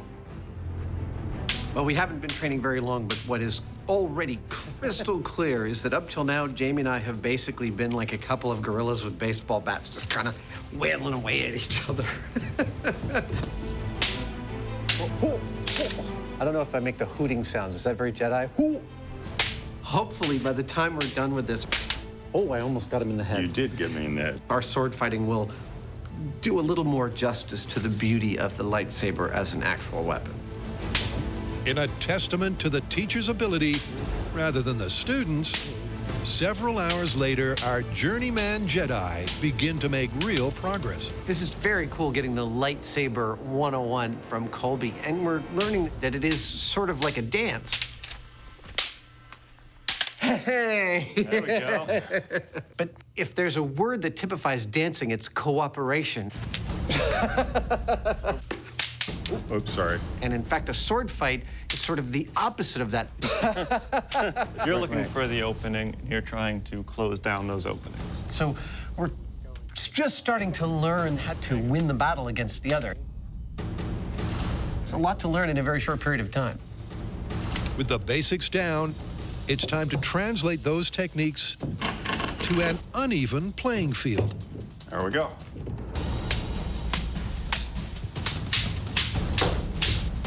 A lot of times, it's not so much putting as much power as you can, it's trying to hit the openings that you see. Where, after an hour of intense one-on-one sparring, from both vantage points, our fledgling fencers are exhausted. Hold on a second. Oh, shing! But prepared for the ultimate fiery finale on the soon-to-be volcanic planet of Mustafar. Now, the scene we're going to be creating here is the hellish interior of a volcano with molten magma, smoke, and fire. This may look like a giant tie-dyed t-shirt, but actually this is our volcanic sky. That's looking pretty good. Yep, to match conditions of the iconic silver screen scene, the team is going to recreate not just the topography, but the volcanic atmosphere. Nice. This thing is our lava flow. It's made out of clear plastic so that we can get lights underneath it to make it glow like lava does. One edge is higher than the other, so when we pour the lava in, it'll flow this way. And our lava itself is going to be guar gum. It's a powder like this stuff. And when you add it to water along with a little food colorant, voila, you've got this goopy lava stuff. It's perfect. With the suitably dramatic backdrop ready to rock, Jamie gets to work accurately faking the footing. And there we go, one instant volcanic rock slope. This ramp is what we're going to be fighting on. I actually took footage of the movie and the fight scene, and I held a protractor on the screen and measured it. That's what this angle right here is. And we've also put an uneven black terrain, which pretty faithfully replicates that scene. And while the finishing touches are applied to their fake inferno, there's an unresolved reaction time test to tackle. Thus far, Jamie and I have been completely unsuccessful in dodging the bullets from our blaster. And we've constructed, I think, a pretty nice experiment. We've removed a lot of variables. I'm not going to count it down, right? Yeah. But now I'm thinking we might have removed one too many. What? I know science is all about removing variables to look at the essence of a thing, but what we've got here is almost like a sniper arrangement. But at 40 feet, I can see the stormtrooper holding the blaster. I can see him see me, and he goes, "Blaster!" That action of the lifting of the gun, that might make all the difference. So to replicate that scenario, these stands are holding this weapon in a standard carry position, so that when I identify a potential target, all I have to do is raise the gun and fire. Let's do it. All right, Heineman, I'm feeling good about this one. Hold on just a sec. There we go, properly covered. All right, sir, I'm ready when you are. Okay.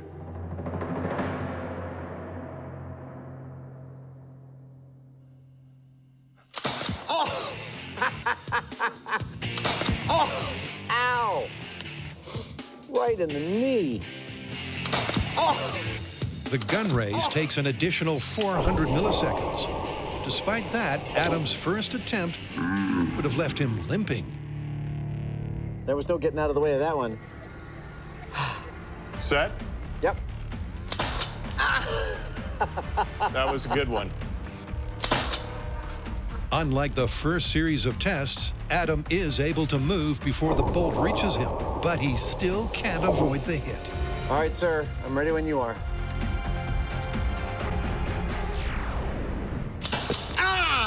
Uh-oh.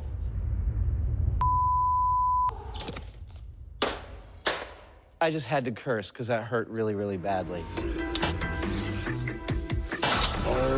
I'm done testing. I failed 3 times. That really hurt. I'm gonna walk it off. Well, never let it be said that Jamie and I don't put our bodies on the line to test the stuff that we're doing. I started out the story thinking that the blaster bolts look darned slow, almost comically slow. But turns out, even when I can see our trooper lifting his rifle into position, it's fast enough to get me every single time. There is no dodging these blaster bolts. Or is there? Now, as it happens, in a prior episode, we clocked our reaction times, and mine was somewhat faster than Adam's. So before we call this one, I'm going to have a go and see whether we get any different results. You ready, Heineman? I'm ready. Can the Hoosier do what no normal human can? 1 for 1. Jamie's fast, but there's simply not enough time to sight the incoming projectile, react, That's 2 for 2. and then move all of your body parts out of the way. I felt it on my... Well, I think that's pretty definitive. You just can't dodge out of the way of these blaster bolts. And that's why, in any gunfight, I recommend you shoot first. So, what have we learned today about humans' ability to dodge blaster bolts? Not going to happen. I was totally surprised by that. Let's get out of here. Dude, it's a set. Oh, right.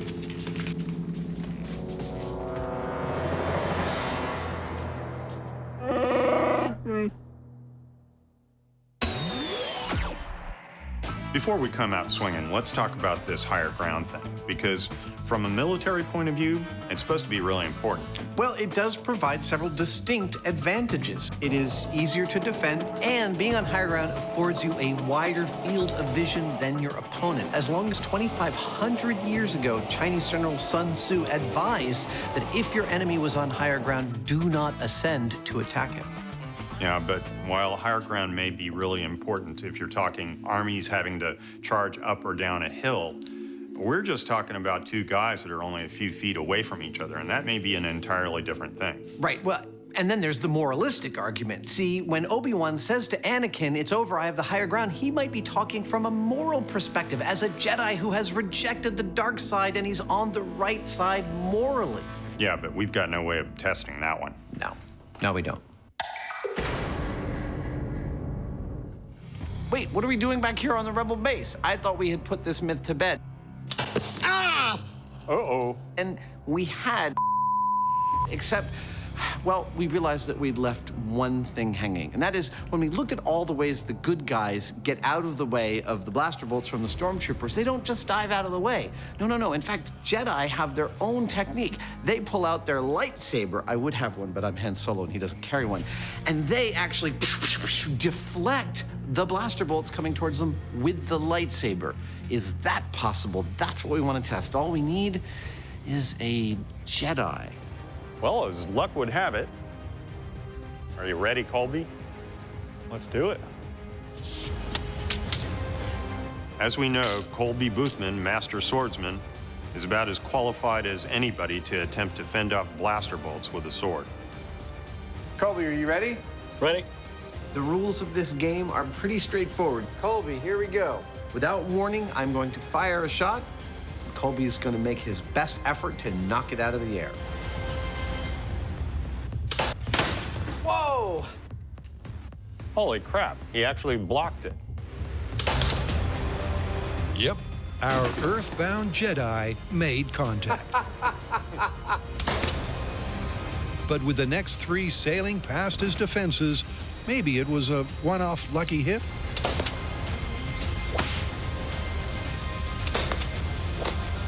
Nah, it hit me.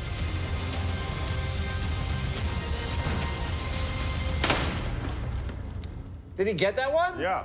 Nice! Well, it doesn't get any neater than that. Our Jedi was actually able to deflect some of our laser blasts. Now, I know we're talking about a fictional character in a fictional universe with fictional physics. I recognize all of that. But after the difficulty Jamie and I had dodging those things, I think Colby demonstrated some pretty amazing skills being able to actually stop them with his lightsaber, i.e. bamboo thing.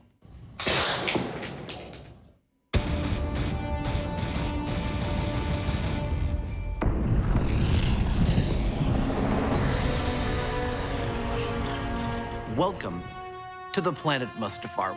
Jamie and I wanted to know if higher ground is in fact a crushing advantage when it comes to battling with lightsabers. So we brought in one of the actual fight coordinators from the Star Wars films to give us a little lightsaber 101, and now we've replicated the exact pitch of terrain that Obi-Wan and Anakin have their final battle on. Also, for your viewing pleasure, we've replicated some of the aesthetics of the planet itself. We couldn't resist.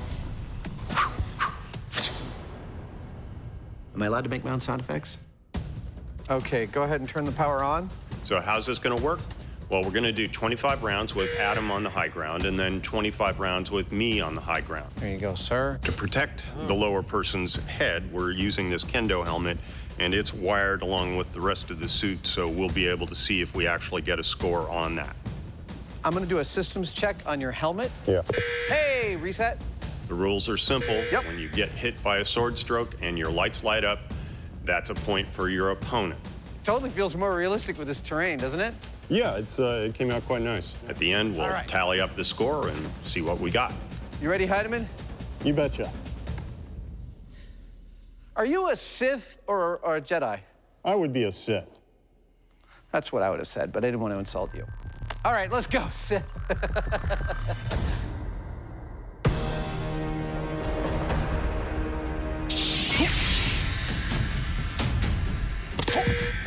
Gotcha. Our recently graduated Jedi once again do battle for science. Nice. Gotcha. This is intense. Reset. It's pretty clear that just one day of training won't make us sword experts, but it gave us some insight into ways to move the lightsaber. And it also does what all training does. It slows the process down a little bit. Reset. I feel like it's much less of a free-for-all in this test than it was when we started.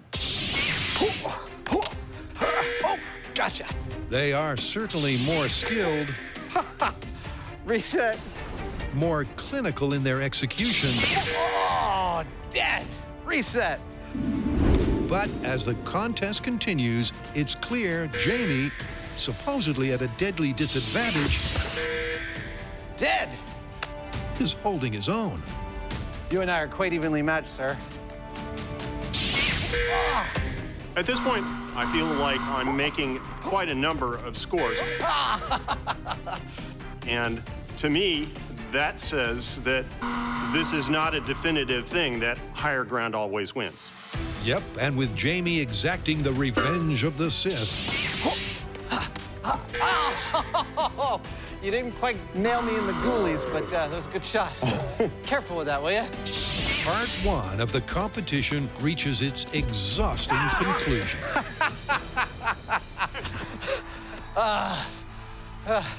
So, that's it for the 25 rounds of Jamie from the lower ground position. Now it's my turn. We're not gonna look at the score just yet, because it's not about which one of us does better.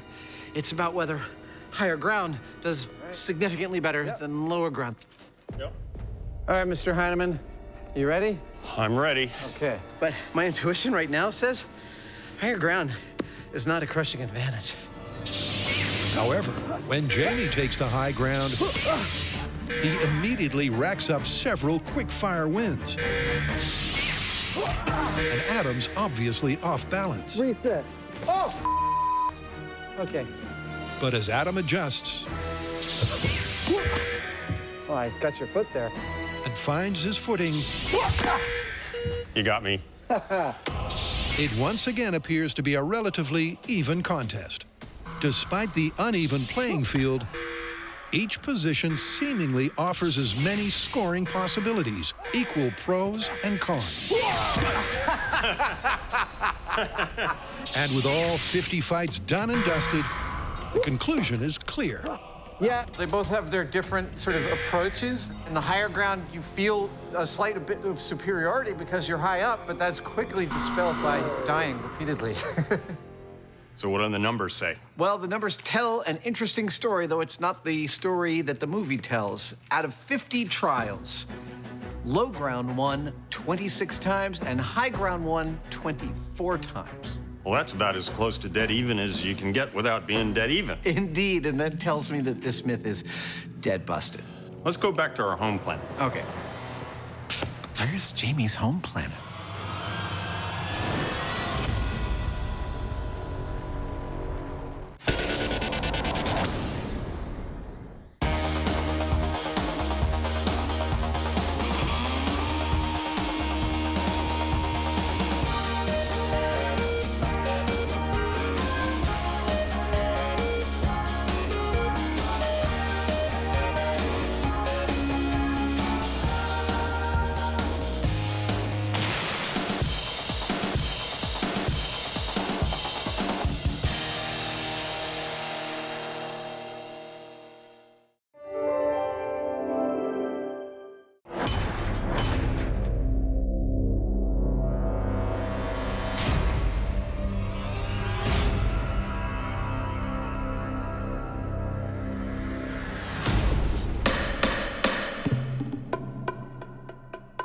I find the defendants guilty. In 2002, a crack science duo was sent to prison for a crime they didn't commit. These men promptly escaped from a maximum security stockade to the San Francisco underground. Today, masked with their new identities, they survive as soldiers of science. If you have a problem, if no one else can help, and if you can find them, maybe you can hire the MythBusters. You ready for the A-Team special? I was born ready, fool. Outstanding.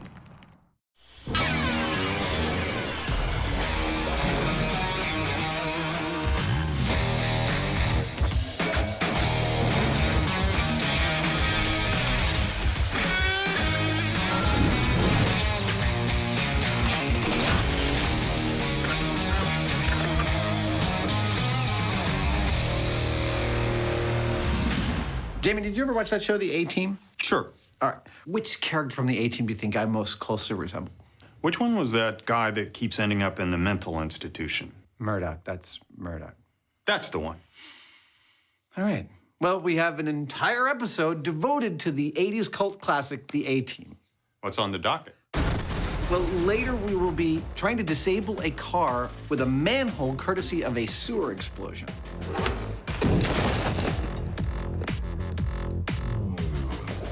But first up, we have what is really a classic A-Team trope. See, in almost every episode, the guys are stranded somewhere and they have to build a weapon with only the materials they have at their disposal, right? Right. Okay, so in this one, the A-Team is stranded in a lumber yard. The bad guys are on their way back, and the A-Team builds a cannon out of a log that shoots 2x4s with a controlled propane explosion to defeat the bad guys. Sounds dubious. Well, I think we should test it out. If it doesn't work, maybe you and I could do better. Maybe.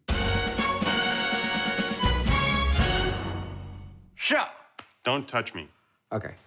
So, shall we gather all the materials we saw in the clip? Are you gonna keep that thing in your mouth the whole time? As long as I can stand it.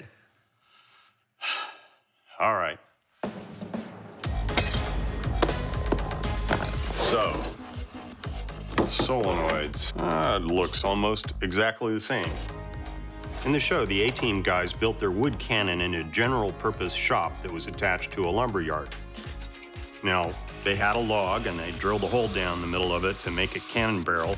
Beautiful. They're using half 2x4s as ammo, and we did see a tank of propane, so that appears to be the propellant. That's what we've got to work with, so we're gonna use that equipment to build our wood cannon. Awesome. Having cross-referenced the clip, the guys collate all of the A-Team's cannon components Ammo for bad guys. before Adam rolls out the barrel, literally. There I am. Now, in the clip, they drill the hole in the log using a drill bit like this called an auger bit. It's gonna take a while. But frankly, we could not find one in the size that we needed. We're using a different kind of drill bit called a Forster bit. One of my single favorite drill bits of all time. Adam uses the Forstner, I feel like the villain in some kind of movie. but even so, it's a tough task. I know. It seems strange to me, too, to keep having to sharpen this bit when all I'm doing is drilling into wood. But the fact is that the molecules that make up wood are incredibly dulling to metal blades. You gotta sharpen it all the time. In fact, it takes 40 minutes of hard labor before Adam's barrel is fully bored. There we go. Now that's a hole. So next, it's over to Jamie, who inserts a hose to fill the barrel with propane Look at that, perfect fit. before prepping the cannon's ignition system. So how are we going to ignite the propane in our cannon? Well, the easiest way is with a spark. And the easiest way for us to get one of those is just to plug a couple of wires into the wall socket. But that's only going to make a small spark, and we need a big one for reliable ignition of the propane. And for that, we're going to use our favorite device for generating large sparks, and that's the neon transformer. And there it is. And once wired in, their cannon is the perfect copycat. It's got a 40-inch long log barrel, propane as fuel, a sparking ignition system, and planks as projectiles. Plus, the whole thing's mounted on a forklift, just like the A-Team. But the question is, will it work? All right. Loading the device. There we go. Okay. Device is loaded. For test 1, 1,000, 2, 1,000, 3, 1,000. they're giving it some gas, 5 seconds worth of propane. Ignition in. 3, 2, 1, go. Nothing. Nothing. Give it another 5 seconds. Put a cigar in just makes everything you say sound a little more authoritative. Get those trucks out of there. Move those people over there. I'll put those oranges in my summer house. Stuff like that. 3, 2, 1. Nothing. Nothing? Well, that's weird. I would expect at least something. Figuring the sparker may have failed, Adam goes in for a closer look. Okay. Sparking now. Oh! That actually blew my hand. So there was enough residual gas. That tells me we need very, very, very little gas. Okay. All right, we started up by adding way, way, way too much propane to this. Now, you might think, oh, the more propane, the better, but it's not that way. Propane isn't flammable in and of itself. It's flammable when it's mixed with air or oxygen. And you have to get the correct mix or stoichiometry in order to get that ignition or that pop that's actually gonna send this out towards the bad guys. So for test 2, the guys used just 1 second of gas. And 3, 2, 1, fire. Hey! That was a pop. It was. Ammo did not move even the tiniest bit, not even remotely. well, there was fire in the hole. But so far, a viable weapon this ain't. I gotta say, it's not looking so good. I mean, we've replicated everything that we saw in the clip, and we are getting ignition. It's just not as energetic as it showed in the clip. We're gonna have to do something else. With the guys stumped,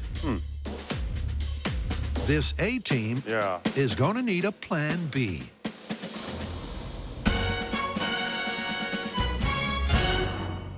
So forklift fire is all about improvised weaponry taking out the bad guys, but the A-team were also very adept at making their escape, and that is the next thing we're gonna tackle. Go on. Well, in one of my favorite escapes, they take a bundle of dynamite and put it in a sewer just under a manhole cover. Then they wait until the bad guy's driving over that manhole cover, they detonate the dynamite, boom, the manhole cover takes the car completely out. So the car is a write-off, but the dudes inside are okay. Exactly, no one ever gets hurt by the A-team. Well, explosive escapes. I like it.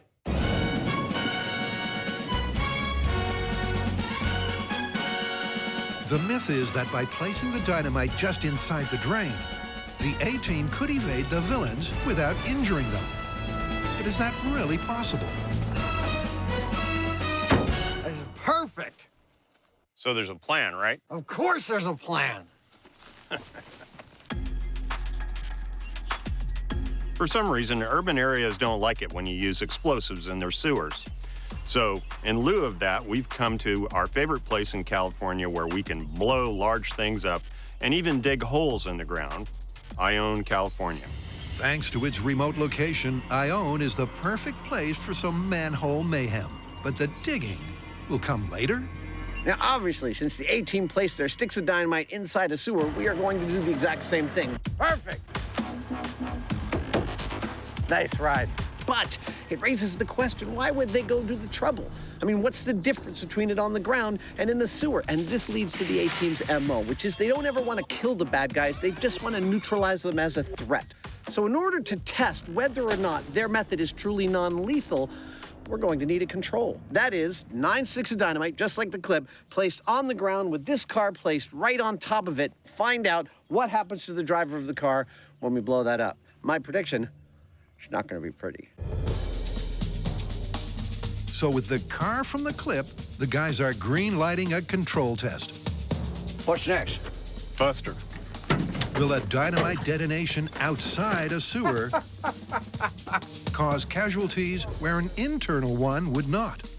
We want to find out whether our driver would have survived this blast, and if so, whether he was injured or not, and how badly. To do that, we're going to be putting sensors on his head, there we go, on his waist, and near his feet. And these sensors can record events down to the microsecond, which will tell us exactly what went on. Buster may be wired in the hot seat, Just remember, little buddy, this is going to hurt you a lot more than it hurts me. but he's not the only data device. Now, another reason the A-Team might have placed their explosives inside the manhole cover is to protect any innocent bystanders standing around. And that is a reasonable assumption that we would like to test, and that's what these figures are for. We've placed these 2 half-inch plywood cutouts at 15 feet and 10 feet from the blast to see how much damage they sustain in the control versus the actual experiment. And of course, on MythBusters, innocent bystander is just another term for shrapnel catcher. With the plan coming together, It's okay, little buddy. next up is the explosive. For accuracy, we're using 9 sticks of nitroglycerin-based dynamite because that's what they used on the A-Team. Now, this is the first time we've used it because it's relatively unstable. It's shock sensitive, and that's bad. So we're going to take every precaution, and we're going to be safe. And speaking of being safe, that cigar, it's fake. Yes, made of chocolate. The guys are going that extra mile Say when. to make sure that everything matches the clip, Stop. with 2 exceptions. First, the control test has no sewer. And second, Also in the clip, the car is moving, and we are not doing that for 2 very good reasons. Number 1, it doesn't make any difference to the physics, but 2, and most importantly, we want to be able to compare our control blast against the blast when we dig the sewer and put the dynamite in there. And in order to compare those 2 exactly, we need the dynamite in the same spot on both blasts. And in order to guarantee that, well, we're just not moving the car. That is our plan. 9 sticks of dynamite is a pretty serious blast. Now, to put that in perspective, a hand grenade might have 1/5 of 1 stick of dynamite inside it. Now, granted, it's encased in metal, which is what causes most of the damage, but in our case, our dynamite is also actually sitting right next to a bunch of metal in the engine block. And that engine block may absorb some of the shock, but it may also turn into frag, which means that Buster might be sitting right next to the equivalent of a whole pile of grenades.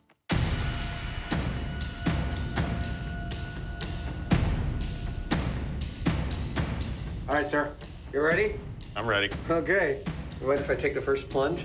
Knock yourself out. All right, here we go. This is A-Team Dynamite Test, the control. I've always wanted to do this. In 3, 2, 1.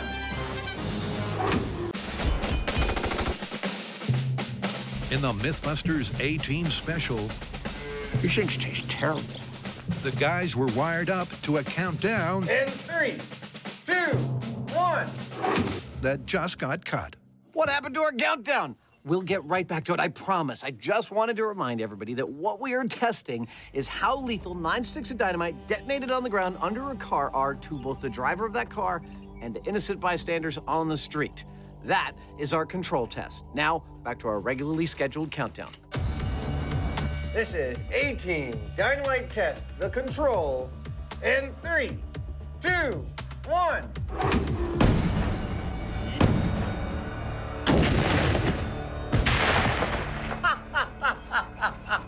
I'm no munitions expert, but I don't think that car's gonna be there when the smoke clears. When the dust eventually settles, the car hasn't disappeared. But it's not exactly in one piece. How you doing there, little buddy? Oh, man. He actually looks almost completely intact. Oh, wait a second. Hey, Adam, check this out. Oh! That's a hole clean through to the underside of the car. I am now going to go out on a limb and predict that Buster didn't survive that, but only the numbers will tell us for sure. It didn't look good for Buster. But what does the data say? That looks pretty bad in here, huh? Like hell on earth?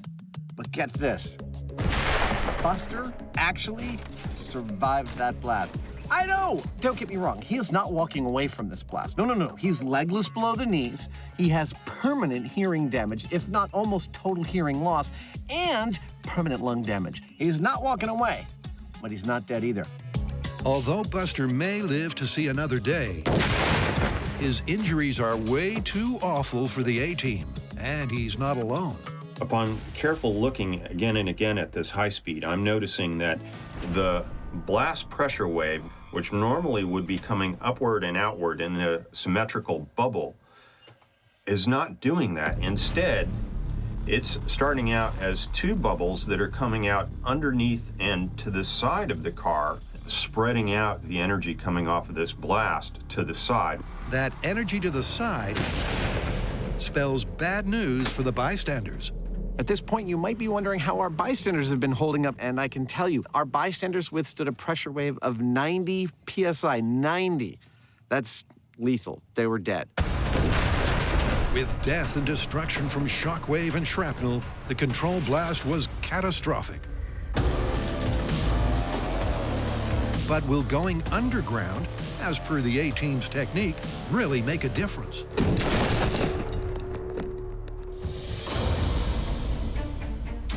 Back at the shop, Adam and Jamie's A-Team cannon 3, 2, 1. has so far flunked. But Adam knows why. What makes something leave something, like ammo leaving a barrel, is pressure behind the ammo. What we've got is ammo where pressure can't build up because there's almost as much space around the ammo as there is ammo. That means the gas can get right by it. This is the correct size hole from the clip and the correct size ammo for the clip. But I don't think we're gonna get anything out of this. I think we need to build a little bit of a barrier behind this to create some corked pressure in there. So, Adam's altering the A-Team's design There we go. to up the pressure. Now, see that? Much less space. But will this now tight-fitting torpedo go ballistic? Firing in 3, 2, 1. Yeah! Boy, I'm glad I wasn't standing in front of that thing. It's another flat-out failure that bears no resemblance to the clip. So to give the myth another lifeline, here's Jamie. Along with propane, they had a tank of oxygen, just like this one here. Now, oxygen is an aggressive oxidizer that I'm betting would make a far more energetic sort of a burn. So while we didn't see them use it, just for due diligence, we're gonna try it. Like Adam before him, Jamie's going off script. Smells like oxygen. No, it doesn't. It doesn't smell like anything. As this time, he adds pure oxygen to his propane party. Enough. And back goes the fuel line. 3, 2, 1.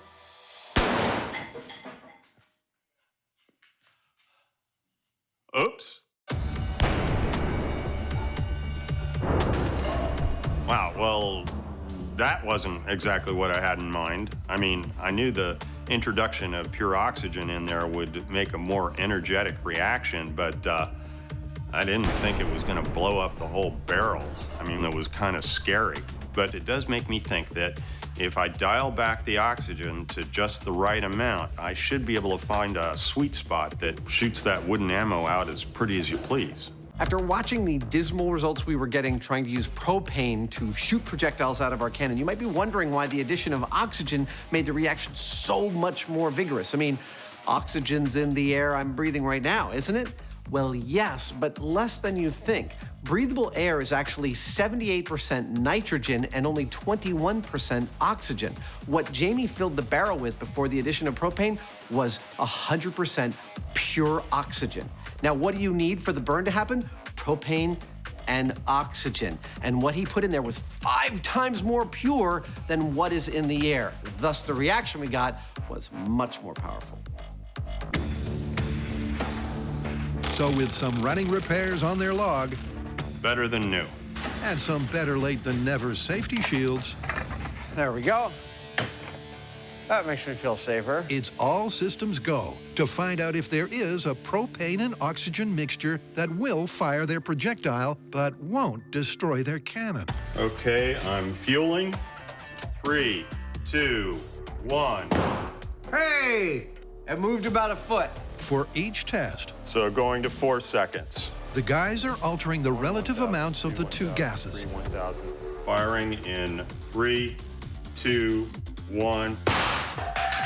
We got it out! Woohoo! Give me a high five. But after some early encouragement, 3, 2, 1. it's not long before a familiar pattern emerges. This one's for the money. Firing in 3, 2, 1. That was by far the most vigorous bang yet, and our projectile didn't move at all. Indeed, after 24 concentration combinations, including a repeat of Jamie's Big Bang, 3, 2, 1. it's clear that no gas mixture has the pushing power to weaponize their wood. Our plan was good, great even. We methodically experimented with different air-fuel mixtures of propane and air, and then we added pure oxygen. We added a barrel block to the back of our projectiles. We got breached cannons, we got loud cracks, we got bangs, we got fire. Still, one thing we did not get was any projectiles leaving the barrel and traveling towards their opponents. We have scientifically busted this device completely. But here's the thing. I have to imagine that if you put Jamie and I in an abandoned lumber yard, that we would be able to come up with something that was effective. Let's call it. Yeah. Let's figure out another way to hurl wood at our opponents.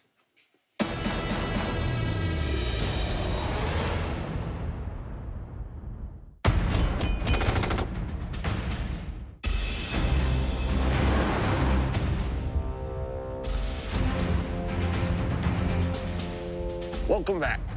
Here's the scene. The A-team is stranded in a lumberyard. The bad guys have gone away, but they'll be back in an hour. Now, instead of wanting to escape or run away, the A-team builds an elaborate device to punish the bad guys when they return. Now, Jamie and I have already tested the method that they used in the show. 3, 2, 1. And it totally didn't work. But we've stranded ourselves in a lumberyard, and we are going to attempt to build our own device to punish the bad guys when they return. Should be a pretty good show. The goal is simple. With 1 hour on the clock, can Adam and Jamie, using only the stuff they find, build a weapon that can take out the bad guys by firing planks as projectiles? Well, first up, they need a plan. So, shooting these as ammo. Yeah, I had some thoughts about an easier and more reliable way of doing this.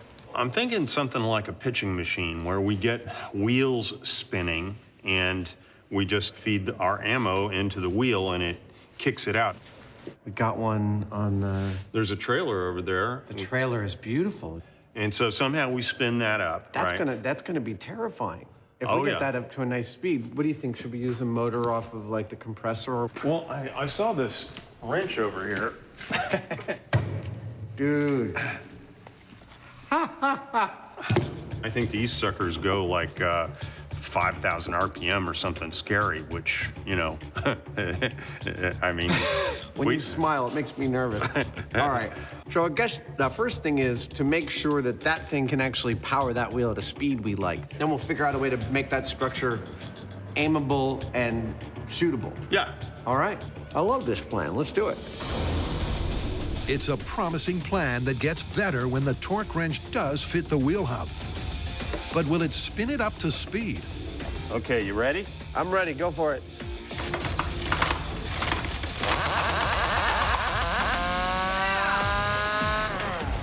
And that's just the start they were hoping for.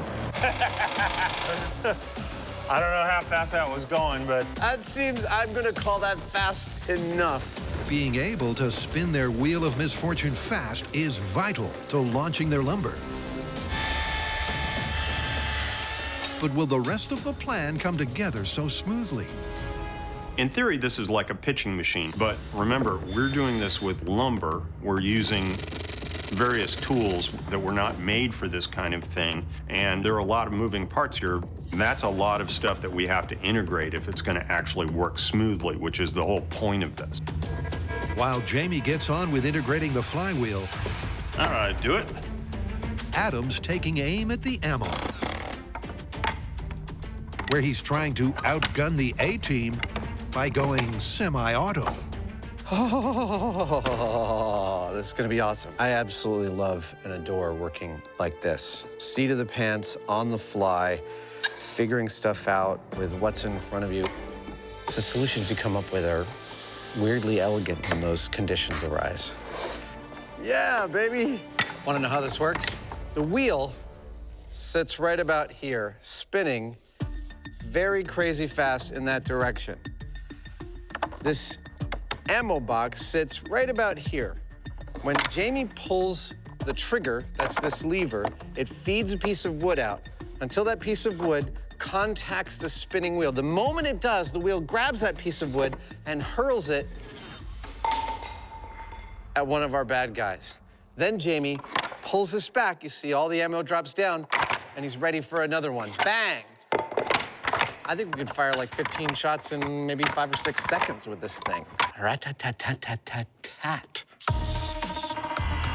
Like Adam Hannibal Savage, Howling Mad Heineman is also making progress. There we go. He's aligned the wheel with the torque wrench and added some safety shielding. Angular momentum is enough at certain speeds to actually make this tire explode. That's why I built this structure this way. So as I'm behind it, firing it, I'll be protected by stuff in the event this actually takes off. This is gonna work killer. I hope so. With the bad guys less than 20 minutes away, there's no rest for the wicked. After building the firing mechanism, the next task for me is to build the aiming mechanism. And this is non-trivial because it's quite easy just to take a spinning disc and feed a piece of wood into it. It's another thing entirely to be able to aim that both side to side and up and down. That's great. I kind of have to build essentially a wooden swing with a pivot in the middle of it to hold this entire like 60, 70 pound device that we're building. This should work beautifully. As a side note, I'd like to point out that we're putting all this together with some really quite basic tools. I love making stuff like this. You know, wood saws, some drills and screws and glue. Basically, we're using far less than what they showed in the actual A-Team episode. With time running out, That's it. Okay. the MythBusters attach the wheel to the aimer. Looking pretty good. Then the magazine to the wheel. Dude, it's almost perfectly balanced.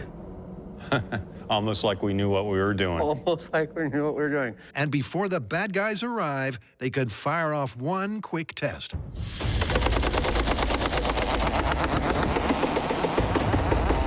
It's terrifying to stand here. Firing! 3, 2, 1!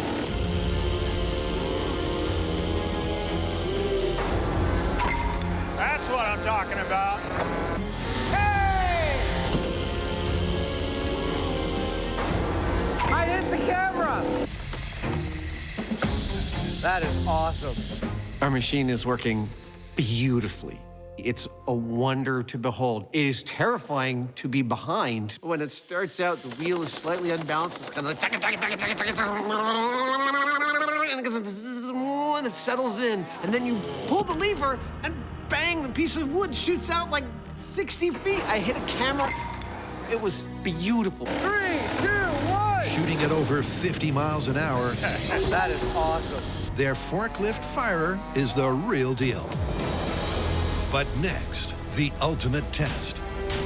Will it take down the bad guys before it's too late?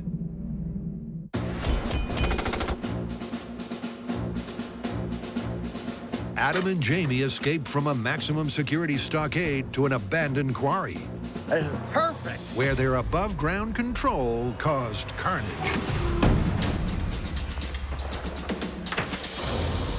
He's legless below the knees, and if he didn't get help soon, he could even drown in his own blood.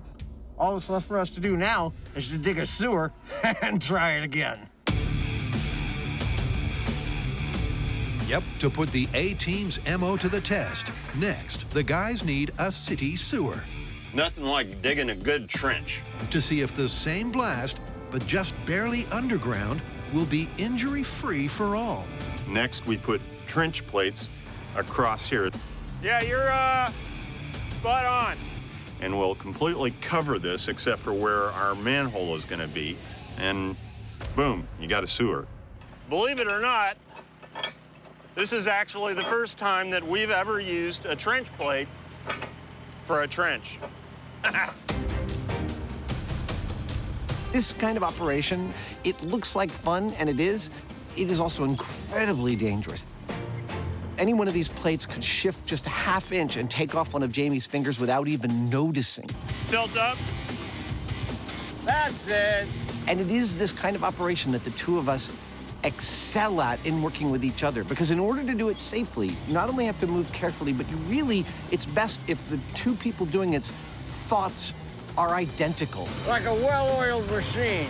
And frankly, when Jamie and I are doing something like this, our brains are running on totally parallel tracks, and it's a sheer pleasure to do it. Oh, it looks beautiful. Yeah. Fabulous. I love it when a plan comes together. Oh, shut up. With the trench plates in place, the guys next man up their manhole. Hello. And after a quick sewer survey, Yeah. It looks great down here, man. Like a real sewer. And it's nice and cool. We should have lunch down there. That's a fabulous idea. the great backfill can begin. And that right there, that's a man in his element. As Jamie buries most, but not all, of their sewer system. At this point in the episode, you've probably entertained a few thoughts. Among them, things like, wow, Jamie's pretty good with the excavator. I wonder if he had help. But among your comments might be, why are you guys leaving one whole end of your sewer system open? And it involves replicating the circumstances of the myth. See, we're testing an explosion of dynamite in a sewer system. Keyword, system. Sewers are part of a long set of catacombs running underneath the city. There's a lot of places for the expanding gases of the explosion to go, and that is why we're leaving ours open. With one end open, one end closed, and the top soon to be sealed shut. Do it. Their drain in a day is done. That just leaves the rest of the experiment, starting with driver and car. Who drives with their legs crossed? Only Buster. Next come the all-important PCB sensors. We're using these sensors to determine whether or not Buster lives or dies in these explosive tests, but it's worth talking a little bit about how they work because it's pretty cool. Inside this sensor is a type of crystal called piezo. When you flex it or press on it, it generates a tiny amount of electricity that is very consistent. You can expose it to a blast pressure wave. It will generate a little amount of electricity that we can equate to the amount of pressure it received. That directly tells us whether or not Buster could live or die. Excuse me, Buster. Pardon me, excuse me. Thank you, pardon me, pardon me. Oh, thank you, sir. Oh, thanks for the ride. I'll call you when it's time to pick me up. After that comes the dynamite, positioned millimeters below the manhole at the very uppermost point of their drain.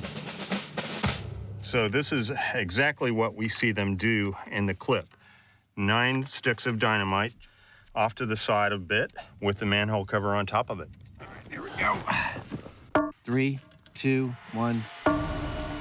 The final piece of the puzzle is to position the car exactly as it was in the control test. Keep coming, and a little more. Perfect. All that leaves is a prediction. Now, my impression is that the sewer is going to allow some of the blast pressure to escape down into that cavity. But then on the other hand, we have that manhole cover, which is most likely going to turn into fragments because it's cast iron and that's brittle. And that may well hold on to the energy somewhat and direct it upward into the car. Where that puts Buster, it's anybody's guess. That's what we're going to find out. Everything is pretty much in place. I'm standing on top of a sewer we built this afternoon. Underneath this manhole cover are 9 sticks of dynamite. Inside this 3,750-pound classic American car, we've got one crash test dummy who, if he had a brain, would be nervous. Luckily, all he's got for brains are some sensors that'll tell us whether he lives or dies. Over here, we have some innocent bystanders ready to catch some shrapnel and yield some data of their own. 600 feet over that way, a bunch of MythBusters about to have a very fine afternoon. All of this is geared to set up precisely the circumstances we see in the episode of the A-Team that we're replicating. All geared to find out whether or not that dude lives through this explosion. Now, excuse me, I got some stuff to blow up.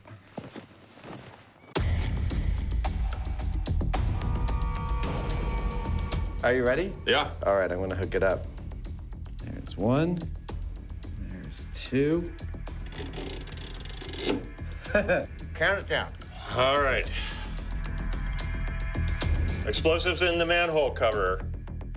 In 3, 2, 1. Uh-oh. I think you didn't push it hard enough. Try it again. Really hard. 3, 2, 1. What the? Houston, we have a problem. So you might not know that a explosive plunger works. It's basically a generator. When you push it, you push a rack against a pinion, which sets a flywheel in motion and generates electricity, which it sends down this wire to the blasting cap where the explosives are. Now, we pushed that plunger and the explosives didn't go off, which means that there's a continuity break somewhere in the wire. We're gonna run another wire down there and go again. The guys are literally going down to the wire.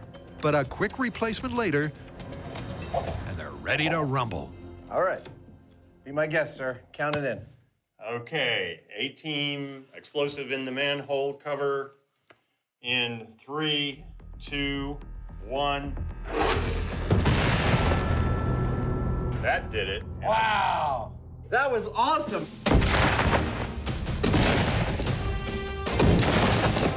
When the dust settles this time, it's clear that the car hasn't been torn apart.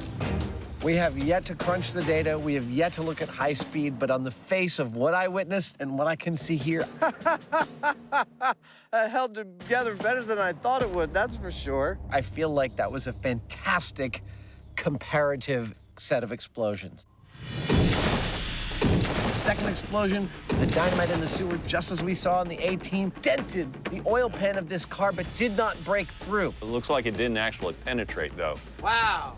My prediction, post-explosion, pre-data crunch, is that our dude is totally fine. But we gotta check all that stuff out first. Yep, while initial impressions are good, it's all down to the data. I've analyzed the data from the sewer-based explosion, and it's pretty interesting because the prior blast exposed Buster to 26 psi. This time, with the sewer, he only experienced 9 psi. That's less than half. And that means that as opposed to ending up in the hospital with some serious injuries, this time he would have walked away. A little unhappy and with some bruises, but he would have walked away. So, Buster's only bruised. How about the bystanders? Last time, a lethal 90 psi. This time, 11 psi. That's right! Isn't that cool? Not only is the blast survivable for the guy inside the car, it's also for the bystanders by the side of the road. I'm no doctor, but you might want to have that shoulder looked at. It's kind of weird. it's an astounding result. simply by placing the dynamite millimeters below their manhole, the shockwave takes out the car and the car alone. This is really cool. 95% of the time, what you see in movies and television has no bearing on actual physics. So it is very funny to me to delve into a cheesy 1980s action show that I totally grew up on and find that their physics are sound. That is, putting dynamite inside a manhole is a fine way of making a non-lethal explosion that will take out a car. So how do you want to call this one? Well, I think the A-Team's plan was an excellent plan. The difference between the above-ground blast and the sewer blast is patently obvious. That is a survivable explosion. This one, less so. I'd say it's plausible.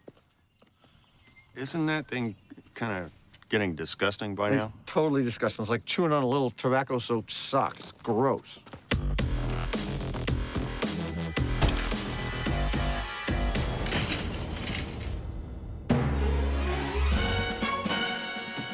All right, let's get out of here. Where to, Colonel? Back to the lumber yard.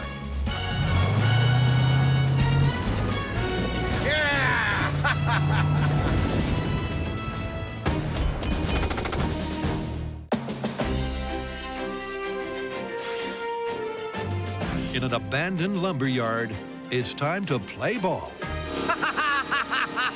Because the MythBusters air-powered pitching machine 3, 2, 1! is firing on all cylinders. That is awesome. Isn't it?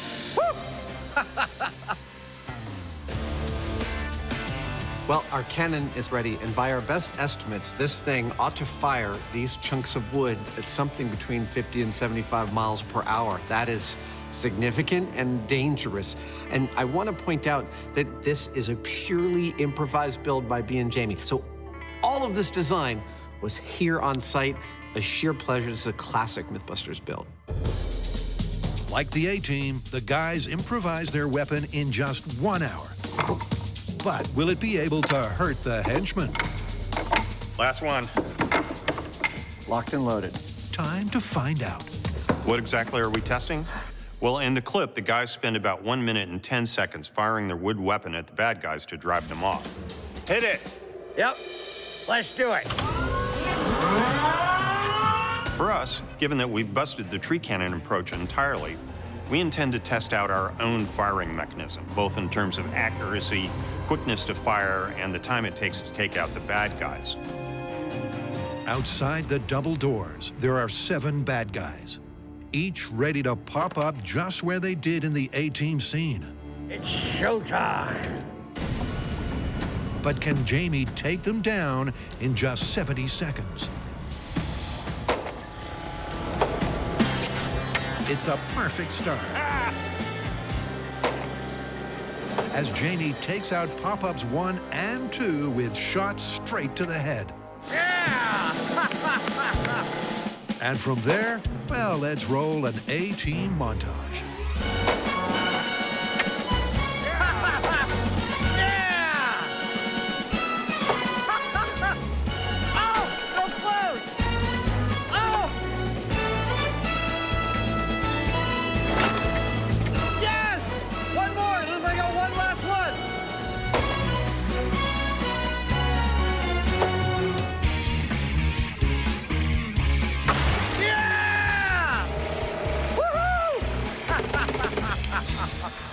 Haha, 1 minute, 5 seconds. That was awesome. I love it when a plan comes together. We had our targets rigged so that when I hit one, another one would pop up in its place. I was able to get them one after the other until I had to get the farthest guy out. The thing is, the further the range, the more that these sticks start to tumble and do unpredictable things. But even though it took every stick of ammo I had, in the end, I got every single guy. The rig worked like a charm. Our task was pretty straightforward. Replicate a clip from the A-Team, MythBuster style. Same ammo, completely new construction. We used a spinning wheel this time and an air wrench. And guess what? It worked magnificently. It worked exactly like we saw in the clip. It was awesome. Firing at 60 miles an hour with near-perfect pitch, their rig was the real deal. And having scratch built it in under an hour using junk lying around the lumberyard, I might say that the MythBusters have out-A-teamed the A-Team. Hey, A-Team, if you need our help again, you know where to find us.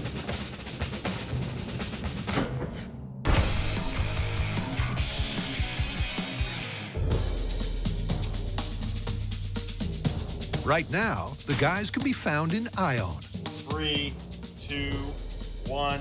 where their sewer salvo was a blast. A blast that vindicated the A-Team's MO. He would have walked away. Nice! That is awesome. You want to see the high speed? Yeah. But while the guys have called their conclusion based solely on survivability, the clip also had the car flipping up and over. And with no flip in tests 1 or 2, they're now upping the ante. And here's how. The first thing we've got to do to get that car to flip is to bring a little more pressure into the game. So to do that, we're sealing off the sewer.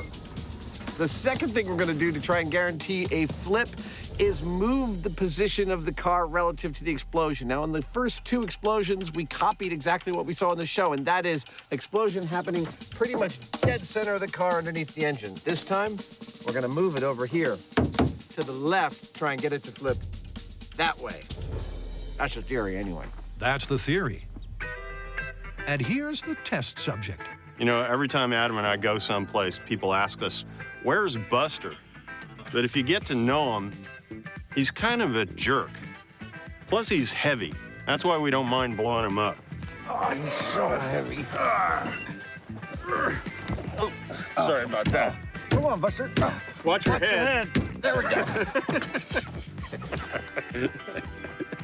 With Buster not quite strapped in, No seatbelt. No, I think he'll be all right without it. Okay.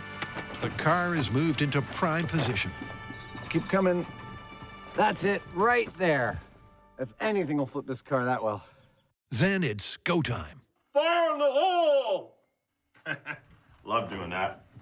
All right, here we go. Ah, this is so cool.